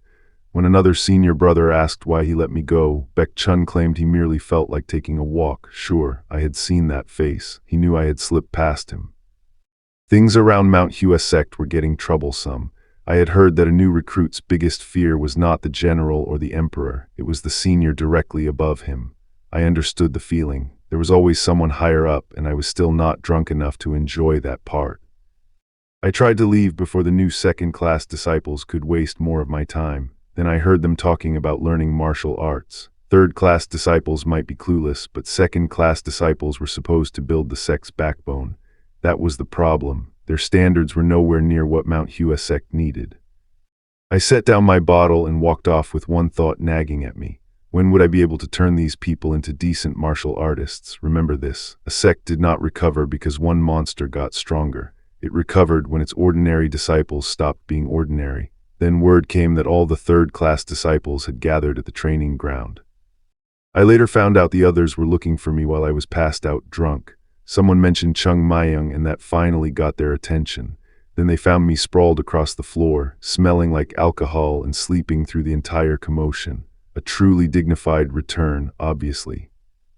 Joe Gull, my Mount Hua Sect senior brother, grabbed me and tried to drag me awake. I gave him my best excuse. The sunset was pretty. He stared at me like I had lost my mind, which was fair. Still, I was awake now, and the training ground was waiting. I woke up from my alcohol-soaked nap and immediately caught Joe Gull whispering about me. Apparently I was sleeping like a corpse. Fair. Then he told me the third-class disciples had gathered. I scrubbed the booze off because discipline mattered more than my hangover. Well, barely. Joe Gull wanted us waiting for the second-class disciples' return. They had spent their time in isolated training, so everyone expected a proper welcome. I heard arduous training and had to laugh. If all they did was swing swords in circles, that was not training. That was exercise with robes. I listened while everyone built up the returning disciples like they had survived some legendary ordeal. The sect leader had apparently thought long and hard about it too. Then the gates finally opened, and the third-class disciples rushed to greet their seniors. I stayed put. I wanted to see what all that training had actually produced. The doors groaned open, and the second-class disciples walked in through the dust. The welcome was loud enough, but I noticed the important part. Everyone said they felt different. One of them looked deeply unimpressed by the applause. Good, at least somebody here might have a pulse. Then a group of black-robed disciples entered, turning the courtyard into a gossip festival. Yes, they were annoyingly handsome. I heard every word. One of them pushed through the crowd, and the mood changed when he spotted me. That look was not curiosity. He knew something. The black-robed disciple walked straight past everyone, then stopped me. Before I could decide whether this was worth my time, he dropped to his knees and grabbed my sleeve. The whole courtyard froze, so did I. This was getting stupid, the good kind. He clung to my sleeve like he had found a ghost, saying we had met before. I had no memory of him, which made his certainty even stranger. Then he called me a brat. That did ring a bell. The irritation in my chest came back fast. I told him plainly that his face meant nothing to me. He learned I had joined Mount Hua Sect while they were away training, so we should not have met at all. Still, I could see how tightly the returning disciples moved together. I told them to look after their youngest. They agreed, and I filed that away. Baek Chun, a second-class Mount Hua Sect disciple, kept staring at me like we had unfinished business. I told him my name was Chung Mayung, and that only made him more certain. Then he introduced himself. Baek Chun. Before I could pry into that weird reaction, Sahyung called everyone away. The sect leader was waiting. Baek Chun said meeting me felt like seeing a future memory, which was vague enough to be useless and creepy enough to stick with me. The other disciples called me Junior Chung Mayung, then asked if I had met Yu Isal, a second-class Mount Hua Sect disciple, before. I said no. Apparently, that answer disappointed someone. One disciple decided my name meant I had to be Mount Hua Sect's greatest genius. I asked why everyone was overreacting. Senior Baek Chun, looking more rattled by the second, tried to dismiss it. I was not about to chase someone just because they reminded me of a person I did not remember. Still, his panic was telling. I looked at the black-robed group and realized Baek Chun had not returned alone. They moved like a flock, but their scent was unfamiliar. That mattered. Mount Hua Sect had gathered too many people with no clear connection, and the math just changed. I watched them enter the courtyard while the tension quietly followed. Then I spotted Yu Isal among them. She was also a Baek, and I immediately wondered whether she would tell everyone about me. Jo Gul, a Mount Hua Sect Sahyung with no instinct for self-preservation, said I was staring because she was beautiful. I had no answer for that. Annoyingly, he was not wrong. Jo Gul kept digging, calling Yu Isal the greatest beauty around, while I told him to face forward and stop talking to me. Comedy had to die eventually. The whole courtyard suddenly bowed and shouted their respects as the Mount Hua Sect leader arrived. One voice cut through the noise with a blunt command to shut it. The elders praised everyone for surviving their training, and Baek Chun answered that it had not been tough at all. That was the correct answer when your sect had given everything it could to train you. They admitted their results were still not enough, but the Mount Hua Sect leader accepted it. Then the rewards came up. The elders wondered whether hard work deserved a party. Finance and Economy Agency leader Hyen Young immediately hated the expense, which was fair. Their books were empty.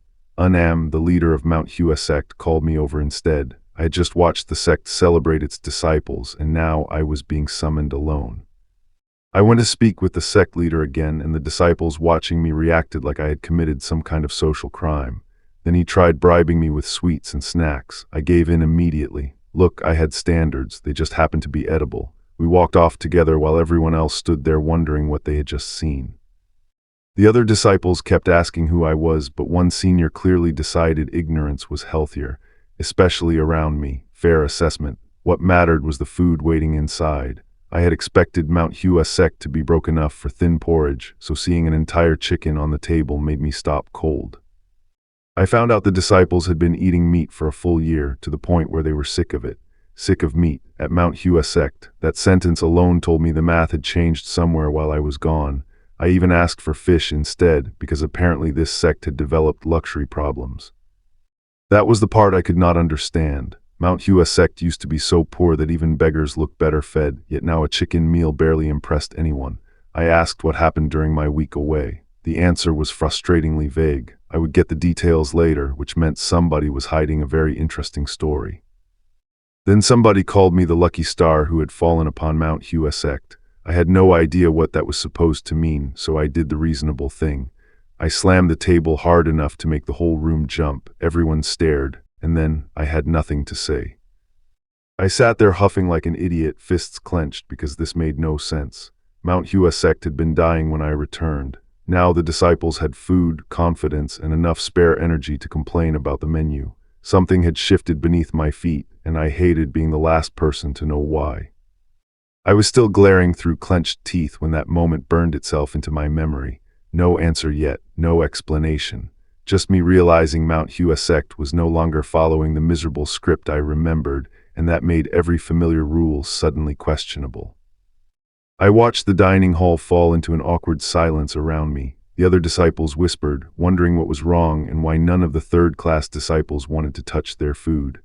I had walked into Mount Hua expecting starvation. Instead, I had found a sect with a feast and a mystery.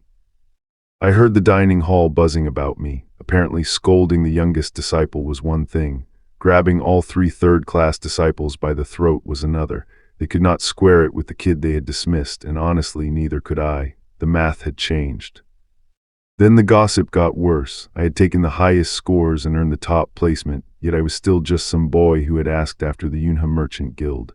My Sahyungs tried to laugh it off, but they kept circling back to one question. How the hell had I cleared out the third-class disciples?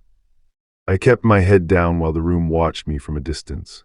One senior brother decided this was not normal and planned to find a day to talk. Then someone noticed I had not touched my food. I said I was thinking, picked up my chopsticks, and bought myself a little piece. Peace lasted about 5 seconds. I heard them asking where junior sister Yu had gone. She had entered the canteen with everyone else, then vanished. The disciples started worrying because she had been missing from their usual drinking party too. Their concern was real, but their investigation was painfully mid.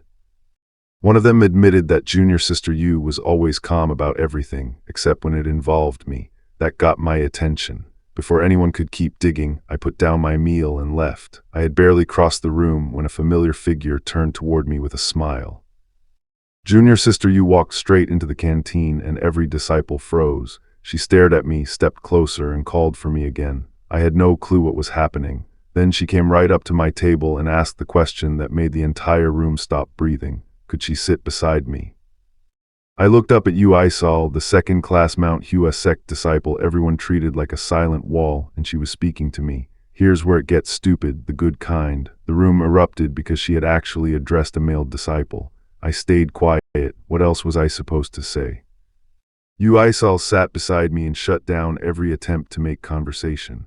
A brother tried to pull her away, then begged her to stay, but she only told him to go away. I watched the whole hall melt down around us. She did not want to talk to anyone. She wanted to sit with me. Chung Mayung only wanted to eat.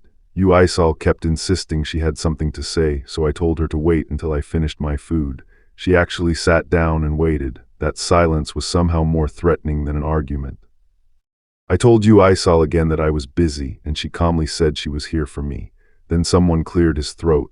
The entire dining hall made room for a bandaged returning senior who walked straight in, sat down, and asked if I was Chung Mayung. I admitted it. The returning senior said he had heard the sect leader had sent me to Zion City often, and that he understood why I was tired. Then he paused and sighed. I could already tell this was not concern. It was the warm-up before a lecture. The senior finally showed his hand. Since he was asking me for a favor, he said I should obey no matter how tired I was because I was a junior. I asked the obvious question, why should I? His fingers dug into the table, but he swallowed his temper. He said there were several reasons, starting with courtesy inside the same sect. I repeated it back at him. Courtesy? Yu Aisal immediately told me to apologize to my senior. Apparently, by questioning him, I was now the rude one. The math on this etiquette scam was already terrible. Yu Aisal bowed and apologized, saying she had been short-sighted. I stopped her.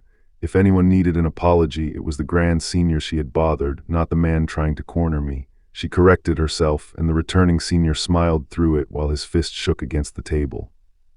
The other disciples rushed in to congratulate Senior Yu on his return and declared the meal a celebration for the second-class disciples. Everyone started laughing and eating again. Senior Yu sat there quietly, breathing out through his nose. A petty victory, sure, but I was enjoying my food.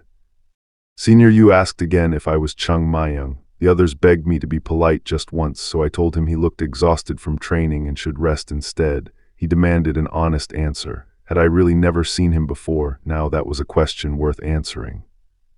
I pushed back when Senior Yu acted like he had never met me. Was he accusing me of lying to everyone? He threatened to turn me into a joke if I kept humiliating him. Then a different disciple stepped in with an issue he wanted to raise.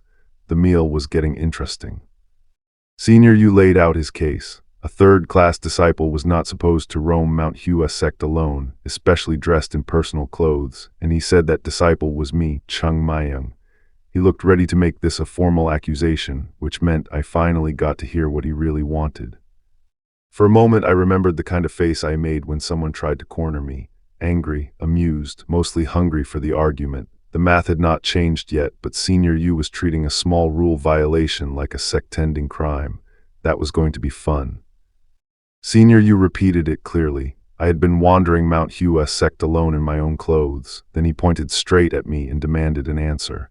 I met his accusation with one question: was that really all this was about?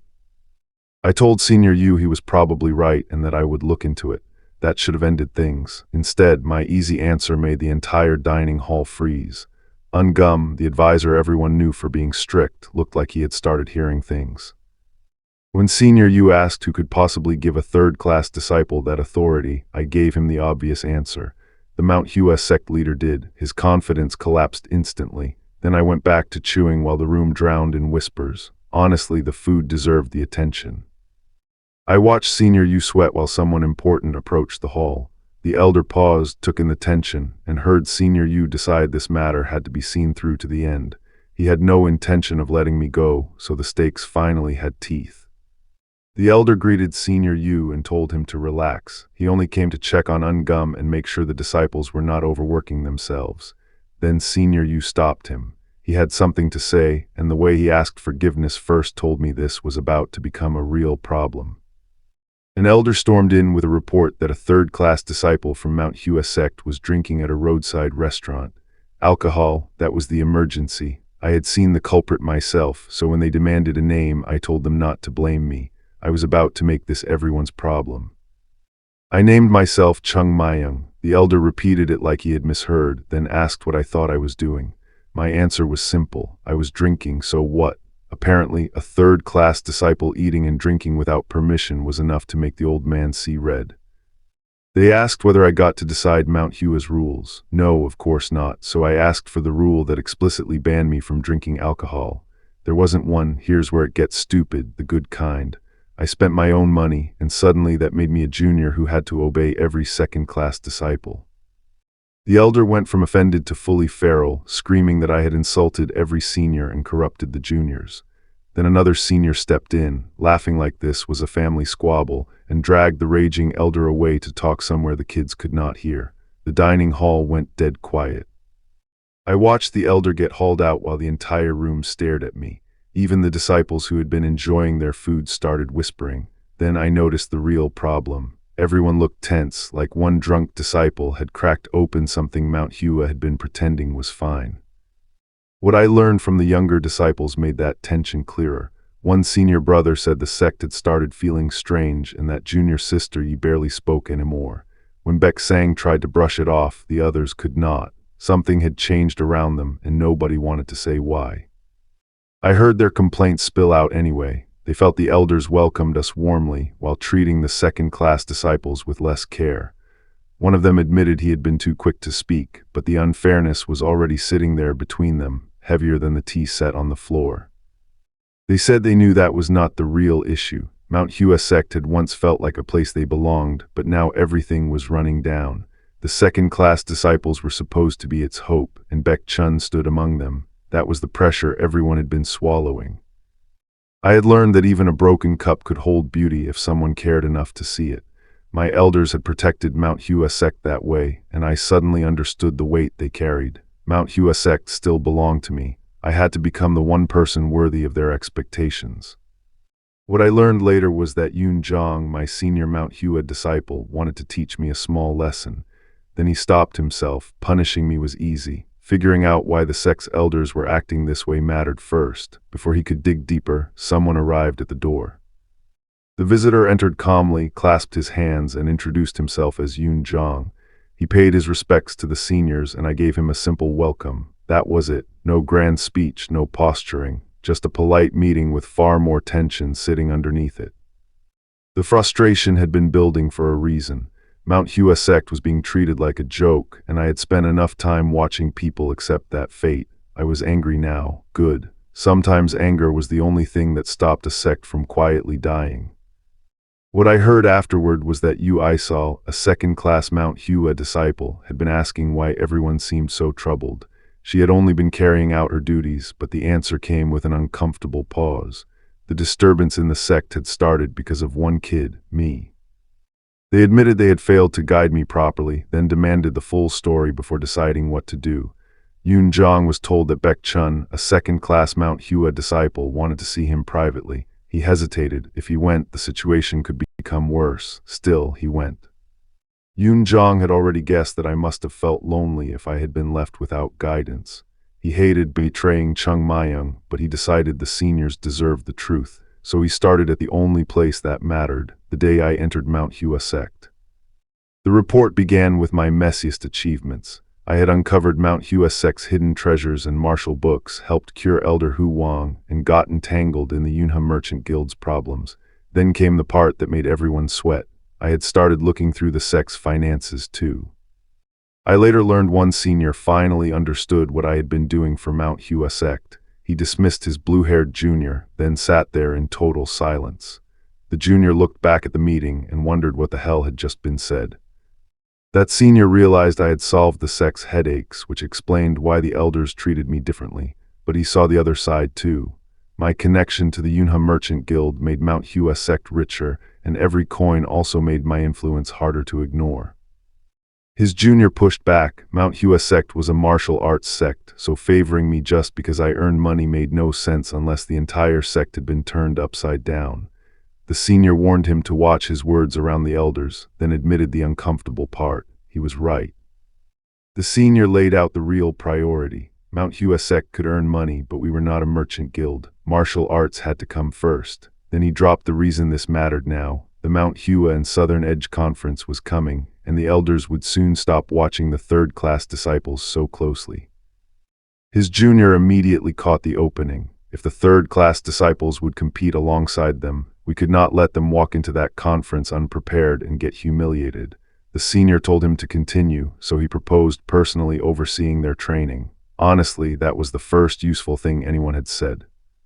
The senior exhaled and called his junior someone who truly cared about Mount Hua Sect. Then his expression changed. He decided the third-class disciples needed a lesson in seniority before they climbed over their seniors' heads.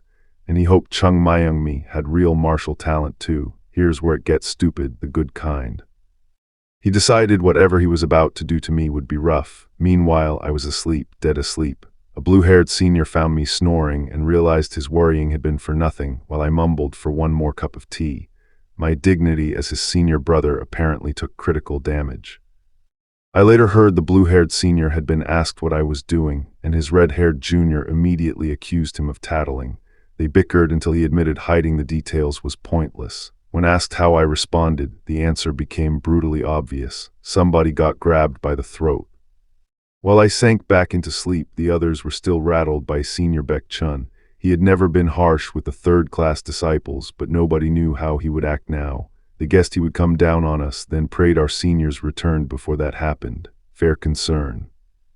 Baek Chun told everyone to gather the others and have us ready by tomorrow, with no excuses unless something urgent happened. As the room cleared, one disciple asked which side would win if Baek Chun fought me. The mental image hit hard enough to leave Baek Chun completely speechless.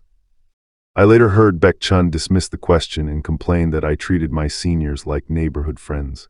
Then he found me sleeping through the entire mess. That was the real joke. I had no idea I was causing trouble, while everyone else was already groaning that peace on Mount Hua Sect was finished. What I learned later was that the elders had spotted the problem early. The second and third-class disciples were too close in age, which made rivalry almost automatic. They had accepted every child they could support, but that also meant too many disciples competing for the same place. The sect leader agreed, then finally put a name to what had changed. Yun Zhang and Zhou Gull had once been the core of the third-class disciples. Now I was the central figure shifting that balance. The math had changed, and the elders knew the old order would not survive untouched. I later learned they did not blame the sect leader for it. Mount Hua Sect had needed young disciples, and a little competition was not automatically bad. Still, they worried about what happened if that competition turned into a real fight. My sect leader chose patience. Humans clash, then they grow up. One senior still could not let it go. He warned Ungum that this involved our disciples, and if things went wrong, a big fight could break out. Ungum heard him out calmly. The concern was not dramatic yet, but it was the kind of warning worth remembering. Ungum said to trust Baek Chun, since Baek Chun was not the type to lose control. Then another elder corrected him. The real problem was me. People either treated me like a lucky star or a kid, while trusting Baek Chun to keep everyone in line. That confidence looked dangerously optimistic. I had a bad feeling the second the temple grounds went quiet. Then the gong rang across Mount Hua Sect, and that was never the sound of a relaxing afternoon. I found my fellow disciples sprawled across the training yard, begging for mercy because they could barely move. One of them tried the old line about iron getting stronger when beaten. I answered with the obvious problem. Moss does not grow on people who are too exhausted to stand. Then I made them stand anyway. The reason for the alarm showed up fast. Our seniors reminded us that the Mount Hua and Southern Edge Conference was approaching. That competition mattered, and they wanted the entire Mount Hua Sect scrubbed clean after training. No dust, no excuses. Apparently exhaustion was still not an excuse either. They called it punishment for laziness, then everyone heard the cleaning order and suddenly acted possessed. One disciple even wondered if the seniors had eaten something weird. I understood the panic immediately. They had just realized I was still watching, and lying down was about to become the worst decision of their day. Once the shouting settled, I started drilling them on how to walk properly. Knees straight, stay in step, want water, ask first, petty, completely. But discipline is mechanics, and small habits are where a weak sect either starts rebuilding or stays weak forever. Remember this. The disciples grumbled that the seniors were being absurdly harsh. They had heard Mount Hua Sect once stood alongside the great sects, only to be treated like a joke now. That part was real, so the complaints had teeth. Still, whining would not change the math. Someone finally asked what we could do about it. They asked if we needed to do something for our seniors. I was lying on the floor, so I asked the important question. Do what? Their answer was obvious. The seniors wanted us to understand what they had endured. That gave me an idea, and it was not going to be gentle. I told them I understood the situation and had a perfect suggestion. It would take care of everything. Then I got up and announced the plan. I was going to beat the shit out of all of them. Training had been annoying before. Now it was about to become educational. The second I called for them to catch me, the entire training hall snapped awake. Their panic was almost flattering. I took off before anyone could surround me, because apparently my punishment plan needed a little cardio too. They realized fast that letting me slip away meant they were dead, at least by training standards. Bodies came flying from every direction, and the hallway turned into a desperate net. Bad plan. I was already moving faster than they could close it. I slipped through their first grab and sent the rush behind me into complete chaos. Here's where it gets stupid, the good kind. When a crowd attacks without timing, every extra person becomes another obstacle. I turned their numbers against them and kept running. More disciples poured in from ahead, so the escape route vanished. Fine. I threaded through them before their hands could lock down, while everyone behind me screamed for somebody to cut me off. The stakes had climbed from a drill to a full sect-wide dogpile. They finally got hands on me and drove me into the floor. I fought the restraint on pure irritation, because being pinned by a pile of panicking disciples was not how a plum blossom sword saint should spend an afternoon. They begged me to stay put, terrified I would beat them senseless if I got loose. Then I promised I only wanted one thing, a proper, full-force fight. That changed the math. If they were going to represent Mount Hua Sect, they needed to stop treating defeat like the end of the world. I made the real problem clear. Senior Baek Chun had to represent the second-class disciples, and if these idiots left him too battered to fight, I would fix that by kicking his ass until he could. That specialty had been tested on me plenty of times. The blue-haired disciple tried to reason with me, saying a real fight would leave them too hurt for the conference. I told them to endure it anyway. The Mount Hua and Southern Edge Conference was close, and I could not let them walk into it soft. I crouched down and listened as my blue-haired senior finally agreed to hear me out. He had seen how hard I'd worked, which was all I needed. I was honestly so relieved I could have cried. Then he paused and added one dangerous little word. But I asked the obvious question, what if those third-class disciples picked a fight with me? My senior said it probably would not happen, but if it did, I could handle them however I pleased because he would have no idea what to do anyway. That was permission. I loved permission. What I learned later was that the seniors had been watching my reaction. I stayed quiet even when it clearly annoyed them. They expected me to explode or cause trouble, but I gave them nothing. Push me any harder, they admitted, and they would be the ones crossing the line. They turned their attention to the other third-class disciples. Aside from the strange training they were already enduring, there were no major problems. Still, one senior could not let it go. We could not keep letting things drag on forever, and he knew it. I later learned why the discussion shifted toward the third-class disciples. My seniors wanted Mount Hua Sect to start preparing as fast as possible, but they also knew those kids were timid and soft. Their answer was brutal in its simplicity. If the problem was fear, then the third-class disciples needed punishment too. So what was the plan? One senior decided protecting the ways of the Mount Hua Sect was the only thing that mattered. Chung Mayung was his junior, so he felt responsible for raising me properly. He admitted I could be arrogant, which was fair, but he also believed I had real potential. The seniors settled on a rougher approach because time was tight. They told themselves the disciples would understand their good intentions eventually. That night, I saw someone slip out through the sect grounds in silence. Whoever it was had already decided they were never going back to that place. I learned that the same disciple crept through the gates after making sure no one was around. He hurried across the dark courtyard, still muttering that he would never return to that place again. Then he stepped forward anyway. Fear had him running, but something else had already pulled him back. I kept slipping away after dark, already caught twice and determined not to make it 3. This was ridiculous. I was dodging a young disciple because she kept showing up wherever I went, and her helpless, frustrated face made me feel guilty whenever I caused trouble. I decided I could endure it until the Mount Hua and Southern Edge Conference ended. What I learned later was that the second-class disciples were still stomping around in the dark, desperate to beat the hell out of me. Their elder wanted the Southern Edge sect's heads even more, so while I had one silent shadow problem, Mount Hua Sect had an entire pile of grudges waiting to explode. I found a quiet clearing and drew my sword, thinking I could finally breathe. Then something moved behind me. I checked the empty woods twice, but I could not let my guard down. There she was again, following me alone while staying out of sight. Avoiding her was becoming a full-time job. Yu Isal emerged through the mist with those purple eyes, and for 1 second I seriously wondered if she was a ghost. Then I remembered the problem. In 80 years, I had never met anyone whose presence was this hard to sense. The math just changed, because weak presence can be harder to detect than strong killing intent. Yu Isal quietly said my name, Chung Mayung, and nearly scared the soul out of me. I told her to announce herself before appearing like that. She just stared, then informed me she was my senior and I was her junior. My answer was simple, so. Yu Isal doubled down and demanded respect as my senior. I was not buying it. A senior who stalked me through the forest like a ghost did not get formal manners, so I finally asked the obvious question. What was it? Why did she keep following me around? Yu Isal asked whether that was any way to speak to her, and I had to admit my senior brother would laugh himself sick if he saw me rolling on the ground. Then she got serious. She did not care how she looked. She had seen the sword technique where plums bloom. Remember this. I tried to tell Yu Isal she had mistaken what she saw. I did not know any sword technique like that, so she should stop wasting her time. She answered with one word, teach me, and that was enough to wipe the joke off my face.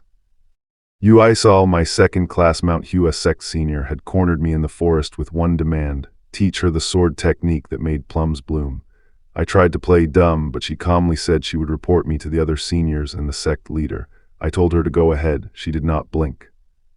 Yu Isal doubled down. She said she would tell the sect leader too, so I gave her the most respectful answer I could manage.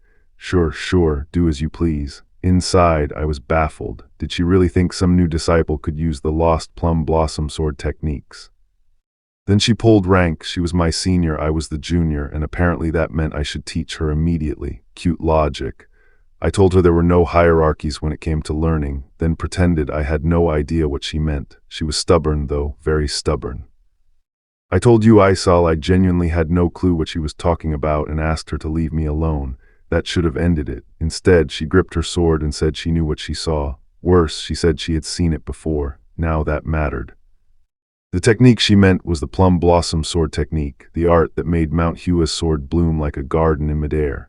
Here's where it gets stupid, the good kind. That art had been treated as lost after Mount Hua fell, because its final sword technique was never passed down, yet Yu Isal recognized it. I finally stopped joking. If she truly knew the plum blossom sword technique, there was only one question worth asking. How was Yu Isal related to the Southern Edge sect? Her expression changed instantly, and so did the stakes. I drew my sword while Yu Isal stared at me in confusion. She asked why I was suddenly acting like this, then accused me of pretending. I told her she could not have copied a Mount Hua sword perfectly by sight alone. Remember this, perfect recognition was already suspicious enough. Yu Aisal demanded to know what I meant by saying she had seen it before and when it happened. I let the silence sit for a moment, then I told her the truth I could not take back. I had seen it. Her face went still. A long time ago, Yu Aisal had asked me to teach her. Then she asked again. I honestly could not understand why she kept coming back to that one request, but her patience finally ran out. She sighed, drew her sword, and decided we were settling this the Mount Hua Sect way. Yu Aisal told me flat out that I was not teaching her, no matter what. Then she moved before I could enjoy being confused. That was the first warning. Her anger was real, and so was the sword in her hand. This had stopped being an annoying conversation. I asked why I had drawn my sword. Yu Aisal answered that I was right. She was my senior, I was her junior, and that meant she had the right to teach me a lesson. Then she came at me with a warning to stay away. Subtlety had officially left the mountain. Her blade came down close enough to make the stakes very simple. I avoided it, but Yu Aisal did not slow down. One look at her face told me she was serious, and the next exchange put us right in each other's range. So much for a polite senior-junior discussion. Her sword cut through the air with a nasty whistle, and I had to admit it. Yu Aisal meant to kill me with that move. I asked why a senior would use a real sword against her junior. Her answer was brutally honest, because I was stronger than her. That answer made the math change. Yu Aisal was not testing me because she thought I was weak. She was testing whether I could handle her full speed. Her movements blurred into illusions, which is broken because a sword only needs one real opening, while the opponent has to react to every fake one. I saw the pattern. Yu Aisal could not keep that illusion assault going forever, so I waited for the opening instead of chasing the blades. The moment she overcommitted, I moved. She screamed at me to get out of her way, which meant I had found exactly where her rhythm broke. Yu Aisal barely escaped my counterattack and admitted she would have died if she had not dodged. Then I told her the obvious truth. There was no way she would not have dodged it. Her face changed immediately. Why was I so confident in her abilities? That was the question she could not ignore. I kept backing away as Yu Aisal, my second-class Mount Hua Sect senior, chased me with a blade that should have met my sword. Instead, she slipped past every expected block. That was bad. Chung Mayang had faced killers before, and this was not seniority training. I called her insane for trying to kill her junior, but she only pressed closer. Then I saw it in Yu Aisal's face. Her pupils were blown wide, sweat poured down her cheeks, and she barely seemed to hear me. She was not calmly choosing these attacks. I recognized the state at once. Yu Aisal had gone sword drunk, a berserker trance that made every swing lethal. A normal person would have been flung away by that wild sword pressure. I stayed in it because, deep in the trance, Yu Aisal was searching for the missing route in her own sword. That was the dangerous part. Her body was drilling the answer without restraint, so I needed to keep forcing her into new angles. That was where it got stupid, the good kind. I realized Yu Aisal had reached enlightenment in the middle of our fight. I had thought Zhou Gull was Mount Hua Sect's sharpest sword talent. Looking at her now, I had to admit he could not hold a candle to her. Her speed was already good, but her sword now changed height without warning. I checked the arm, too low. I checked the next line, too high. I had to meet attacks that no sane person could block because that trance kept rebuilding her sword from each failed answer. I finally found the height that let me answer her. That was the whole mechanic. I was not overpowering the trance. I was feeding it a response it could not ignore. Once her sword committed, I cut across the opening and knocked her back. Then I put distance between us because she was still coming. Yu Aisal stopped chasing me and wandered toward the cliff instead, still breathing like she was half asleep. I thought she was finally getting better. Then she pivoted and climbed straight up the rock, looking down on me from above. So I yelled the only reasonable question. What the hell was she doing up there? I got my answer when she snapped her sword free and stood on the cliff with both arms spread. Then she threw the blade down. It drove into the ground between us, and everything went quiet. Whatever Yu Aisal planned next, she had turned our duel into something stranger. Chung Mayang watched Yu Aisal launch herself back into the air, then fire Sword Kai straight at me. That changed the stakes fast. Sword Kai was not a warning shot. It meant she had stopped treating this as practice, and I had to meet her head-on. Her Sword Kai came down like a blue spear, and our forces collided hard enough to blast us apart. I saw Yu Aisal get thrown through the air and crash into the ground. For a second, the fight went quiet. Then I realized what had made it dangerous in the first place. I stared through the settling dust and clicked my tongue. Yu Aisal had used Sword Kai, so things had gotten genuinely dangerous. Then it hit me. This was Yu Aisal. I had been so busy surviving her trance that I almost forgot who I was fighting. I knew her trance was a huge moment for her as a martial artist. If she woke because of that blast, it would have been a complete waste. Luckily, she was still out cold. I was relieved too because I had been trying to help her. Her furious senior clearly did not see it that way. I told him flatly that I had not messed with Yu Aisal. I had helped her. Why would I draw my sword against someone in a trance if I understood how valuable that moment was? He accused me of counterattacking anyway, so I asked the obvious question: should I have just died?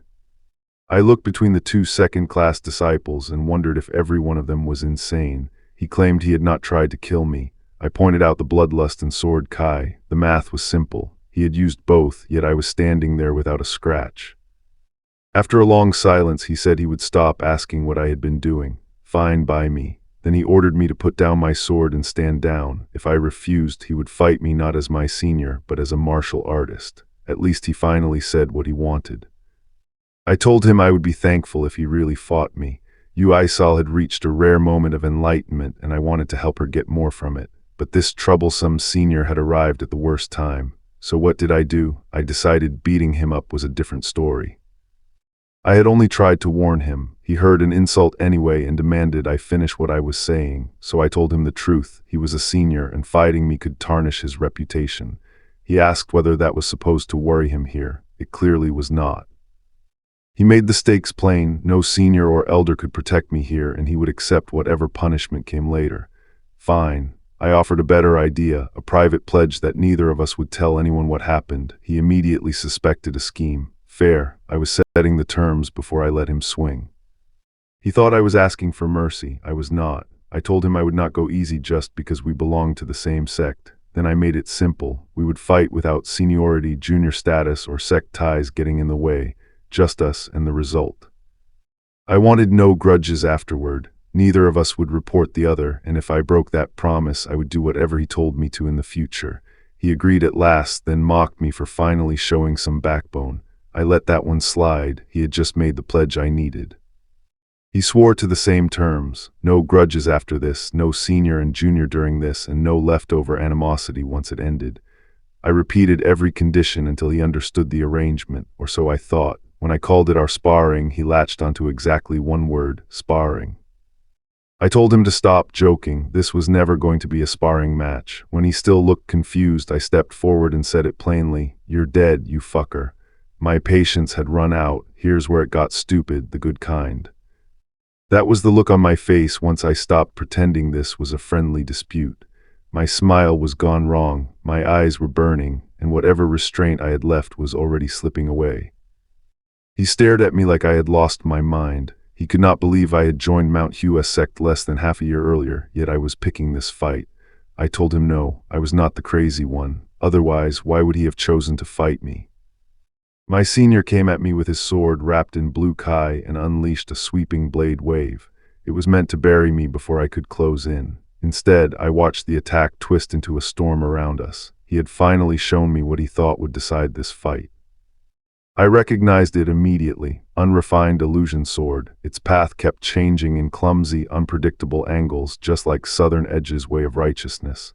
That kind of variation could make an opponent hesitate, but only if the user understood the changes. I saw the imitation for what it was: pathetic. He charged in, promising to teach me a lesson, and I answered with one clean counter that sent him spinning away. Then I stopped. No one had ever been able to exploit the gaps in that sword style before, and his fist tightened when he realized I had done exactly that. I told him he had no business teaching me anything, then drove a kai-loaded fist into him and launched him across the ground. Here's where it gets stupid, the good kind. The math had changed. Once I got inside the sword's rhythm, his reach and technique stopped mattering. I watched him hit the ground hard, roll through the dust, and lie there coughing while the dust settled. The fight was over before his pride had caught up to it. Then I saw just how badly that single exchange had shaken him. I told him to get up. He demanded to know how I had broken through a sword style built to change with its user's intent. That was the flaw. A shifting style looks airtight until someone finds the gaps between its changes, and his opponents had simply been too weak to do that. I gave him the bad news. He was only slightly ahead of the others and they would catch him soon. He asked how I could know after joining Mount Hua Sect so recently. I told him this was the same mistake Lee Songbeek had made. It was nothing strange. I just had not foreseen the consequences. With my current experience, I was only starting to see clearly. I told him he should be grateful to be a Mount Hua Sect disciple, then promised I would beat him with both sword and fists if I had to. Mount Hua's sword techniques had one objective: become a plum blossom. We were not there yet. I told the battered Mount Hua Sect disciple that my lesson was over, then asked whether he understood what he had heard. His silence answered for him, so I laid out the consequence if words had not taught him. Getting beaten up would. Then I raised my weapon and started the practical exam. I made the stakes painfully clear. His body had openings everywhere and I called them out as I punished them. Lower body, shoulders, wrists, waist, knees, ankles. That was why the math had changed. Once I could read his sword, his defense stopped being a defense and became a list of targets. I knocked him off balance, and when he tried to recover, I went straight back to his shoulders. There was no elegant duel left here. I had stripped away the illusion that his changing sword could protect him, and he could only scream as the gap between us got uglier. I kept the pressure on until he collapsed to his hands and knees. Then I lifted my weapon over my shoulder and smiled. He finally looked up, sweating through the pain, because he understood exactly what I was aiming for next: his head. Here's where it gets stupid, the good kind. I drove him down with repeated blows to the head, turning his last scrap of resistance into a crater. It should have been a real fight. By the end, I had him falling headfirst through the air, groaning before he even hit the ground. He crashed hard and lay there as his headband slipped free and drifted away. Then I heard him wonder why I had struck him 6 times when I had only called out 5 targets. Remember this, even while getting demolished, he was still trying to understand the technique behind it. I watched him slowly open his eyes, coughing blood into the dirt. The ravine went quiet around us. When he stirred, I leaned in and asked if he was awake. He was somehow, and the shock in his face told me he had expected that final beating to end the conversation for good. He pushed himself up, admitted he had lost, and even said the loss was too embarrassing to discuss. Fair. Then he asked the only question that mattered: how had I become so strong? I was caught off guard for a second, but I respected it. After that beating, he still wanted the answer instead of an excuse. I watched Baek Chun drag himself upright, still clinging to his pride after I had broken his rhythm apart. So I gave him the answer he hated most. I was not strong. He was weak. When he asked if he was truly weak, I just nodded. MHM. Baek Chun protested that he had been a second-class disciple and a future Mount Hua Sect leader. Fair confidence, terrible conclusion. I told him he was a frog in a well. He did not even know the phrase, so I had to explain it while he lay there bleeding and offended. I told Baek Chun a frog trapped in a tiny well thought nothing existed beyond its walls. He took that personally. Good. Then I asked whether he knew Mount Hua Sect was in bad shape. His silence answered before his mouth did. He knew. I needed Mount Hua Sect back on its feet, so I asked Baek Chun why he thought he was working hard. He remembered ordinary training, meals, and a cup of water. That was the problem. He had mistaken staying busy for becoming stronger. I called him a frog again. I repeated it until it finally landed. I was not strong. Baek Chun was weak. Then I asked how many disciples from the other sects were stronger than him. He insisted he was the strongest, but the doubt on his face told me the math had already changed. I told Baek Chun that mindset was exactly why he lost. Wudang, Shaolin, and the great families had people who trained harder than him, and effort alone did not make anyone a master. He said he knew, but claimed there was nothing he could do. That was where I stepped in. I shut down the idea that mindlessly hitting a scarecrow for 500 years would teach Baek Chun anything useful. Training had to change something, not just exhaust him. So when he asked how he should train, I gave him my first answer: better than he did before. Baek Chun finally asked the question that mattered. Could I make him stronger? Of course I could. Here's where it got stupid, the good kind. The proud senior who had been raging at me dropped to his knees and begged me to train him. He promised to do whatever I said. Baek Chun asked me to make him stronger, then immediately told me he would do whatever I said. I offered to teach him, and he turned it down. No thanks. I had to ask why, because that was a pretty impressive contradiction to open with. Baek Chun finally said what he was thinking. He thought I had torn apart his sword just because I wanted to train him. I told him the truth. Why would I take on that hassle? His face froze. Good. He was finally listening instead of begging for a shortcut. I told Baek Chun he still misunderstood something important. People are selfish. That included me. If he wanted strength badly enough, he needed to stop treating my approval like the answer. Then I let my killing intent leak out. Here's where it got stupid, the good kind. Baek Chun insisted he understood. I told him his terrified face said otherwise. Wanting strength and understanding what it costs are two different things. He had asked me to make him stronger, but he still had no idea what kind of person he was asking. I made it clear I had never promised to teach him. I only wanted him to understand the pressure he was asking to survive. Then I drew my sword. That was the lesson. If he wanted to stand beside monsters, he needed to feel what a monster felt like first. One burst of pressure sent Baek Chun flying. It should have been a warning, not a real fight. He hit the ground, coughed, and said it felt like 10 years of indigestion had finally been cured. Somehow, that was his takeaway. I watched Baek Chun lie there and decided the pressure was not enough. I demanded he make his presence felt if he wanted strength so badly. Then Yu Aisal appeared behind me and calmly said she had already done that. I had missed her completely. Damn. Yu Aisal told me she had been watching while I beat Baek Chun up. I asked if she had seen it, and she answered that she had been there for a while. So the woman who recognized my sword had been quietly observing me all along. Yu Aisal kept staring at my sword, so I asked whether she was going to meet it. She denied it, then admitted she had forgotten everything. When she said she had watched me practice, I thought she might finally explain herself. Instead, she hit me with a request that made me blink. Since she had forgotten it, Yu Aisal wanted me to teach her that sword technique. There it was. She had seen me beat Baek Chun and immediately connected it to something Mount Hua Sect had lost. I sighed because pretending that move was ordinary had just become a lot harder. I asked why she wanted to learn it. Yu Aisal could not explain, only that the sword technique called to her. That was enough for me. I told her she did not need my permission because every Mount Hua Sect sword technique should belong to those who could learn it. Then she understood the problem. That technique no longer existed here.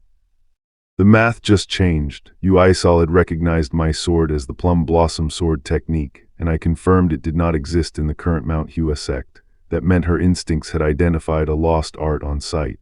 I watched her grip her sword, and suddenly this stopped being a casual request. I told Yu Aisal I would teach her soon, once we were ready. Then I stood up and drew the technique into the night. Blue sword light curled through the air, clean and relentless. She froze when she saw it. The sword maiden had just witnessed the real thing. I let the sword light spiral around me and remembered the technique I had trained more times than I could count. This was not flashy nonsense. The Plum Blossom sword technique kept changing its path, so an opponent had to defend every possible opening at once. That was why it was broken. I told Yu Aisal the technique was not just magnificent, it was different from any sword art she had seen, which was exactly why she recognized it. She admitted she did not understand a single thing, then decided she wanted to learn. I gave her one condition: she had to start from the basics. I had expected Yu Aisal to be dull, but she was sharper than she looked. She agreed to my condition without complaint, so I made our deal simple. I would teach her, but if she told anyone what happened that night, the lessons ended. She promised to keep it secret. I told Yu Aisal she was my junior now, so she needed to listen when I called her a good girl. She did not look impressed. Then I spotted one of the idiots passed out in the cold and told her to throw him back into his room before he woke up with a stiff neck. As I walked away, one word slipped out of her mouth: Plum Blossom. Yu Aisal stared after me and finally called me father. That landed harder than any sword. I looked toward the dawn and made myself a promise. I would restore Mount Hua Sect's sword technique. No shortcuts, no excuses. The inheritance they had lost would come back through Chung Mayung. I told Yu Aisal she could learn from me, but only if she really meant it. She accepted without blinking. Remember this, because that kind of stubbornness mattered more than talent. Later I heard movement around the training hall, and the disciples suddenly realized someone had arrived. I had finally found someone who could carry the Plum Blossom sword technique forward with me, and that was only the beginning. The next recap drops daily. So subscribe and let it find you when I make this sect's comeback even more unreasonable. I found the others still awake and asked whether training had been too easy for them. Apparently not. One of them shouted that something had happened, and even I had to ask what the fuss was about. The mood changed fast. This was not another late-night training complaint. The disciples told me Senior Baek Chun had come to the White Plum Blossom boarding house and left again. I only half listened because my real concern was simple. Had they been fighting, I admitted I had punched somebody earlier. That earned me a look like I had personally offended the concept of peace. They asked if I had beaten up their senior, then carefully tried a second option. Maybe we had fought after I punched him. I explained the mechanics for them. Punching someone in the face usually starts a fight. Revolutionary insight, I know. Their panic was starting to make this much more interesting. They kept trying to soften it, so I gave them the clean answer. I had not simply beaten him up, I beat the shit out of him. The room went silent. One disciple blinked at me like his brain had disconnected, and honestly, that reaction was fair. Which would you pick, learning the plum blossom sword technique or getting a chest full of snow blossom pills?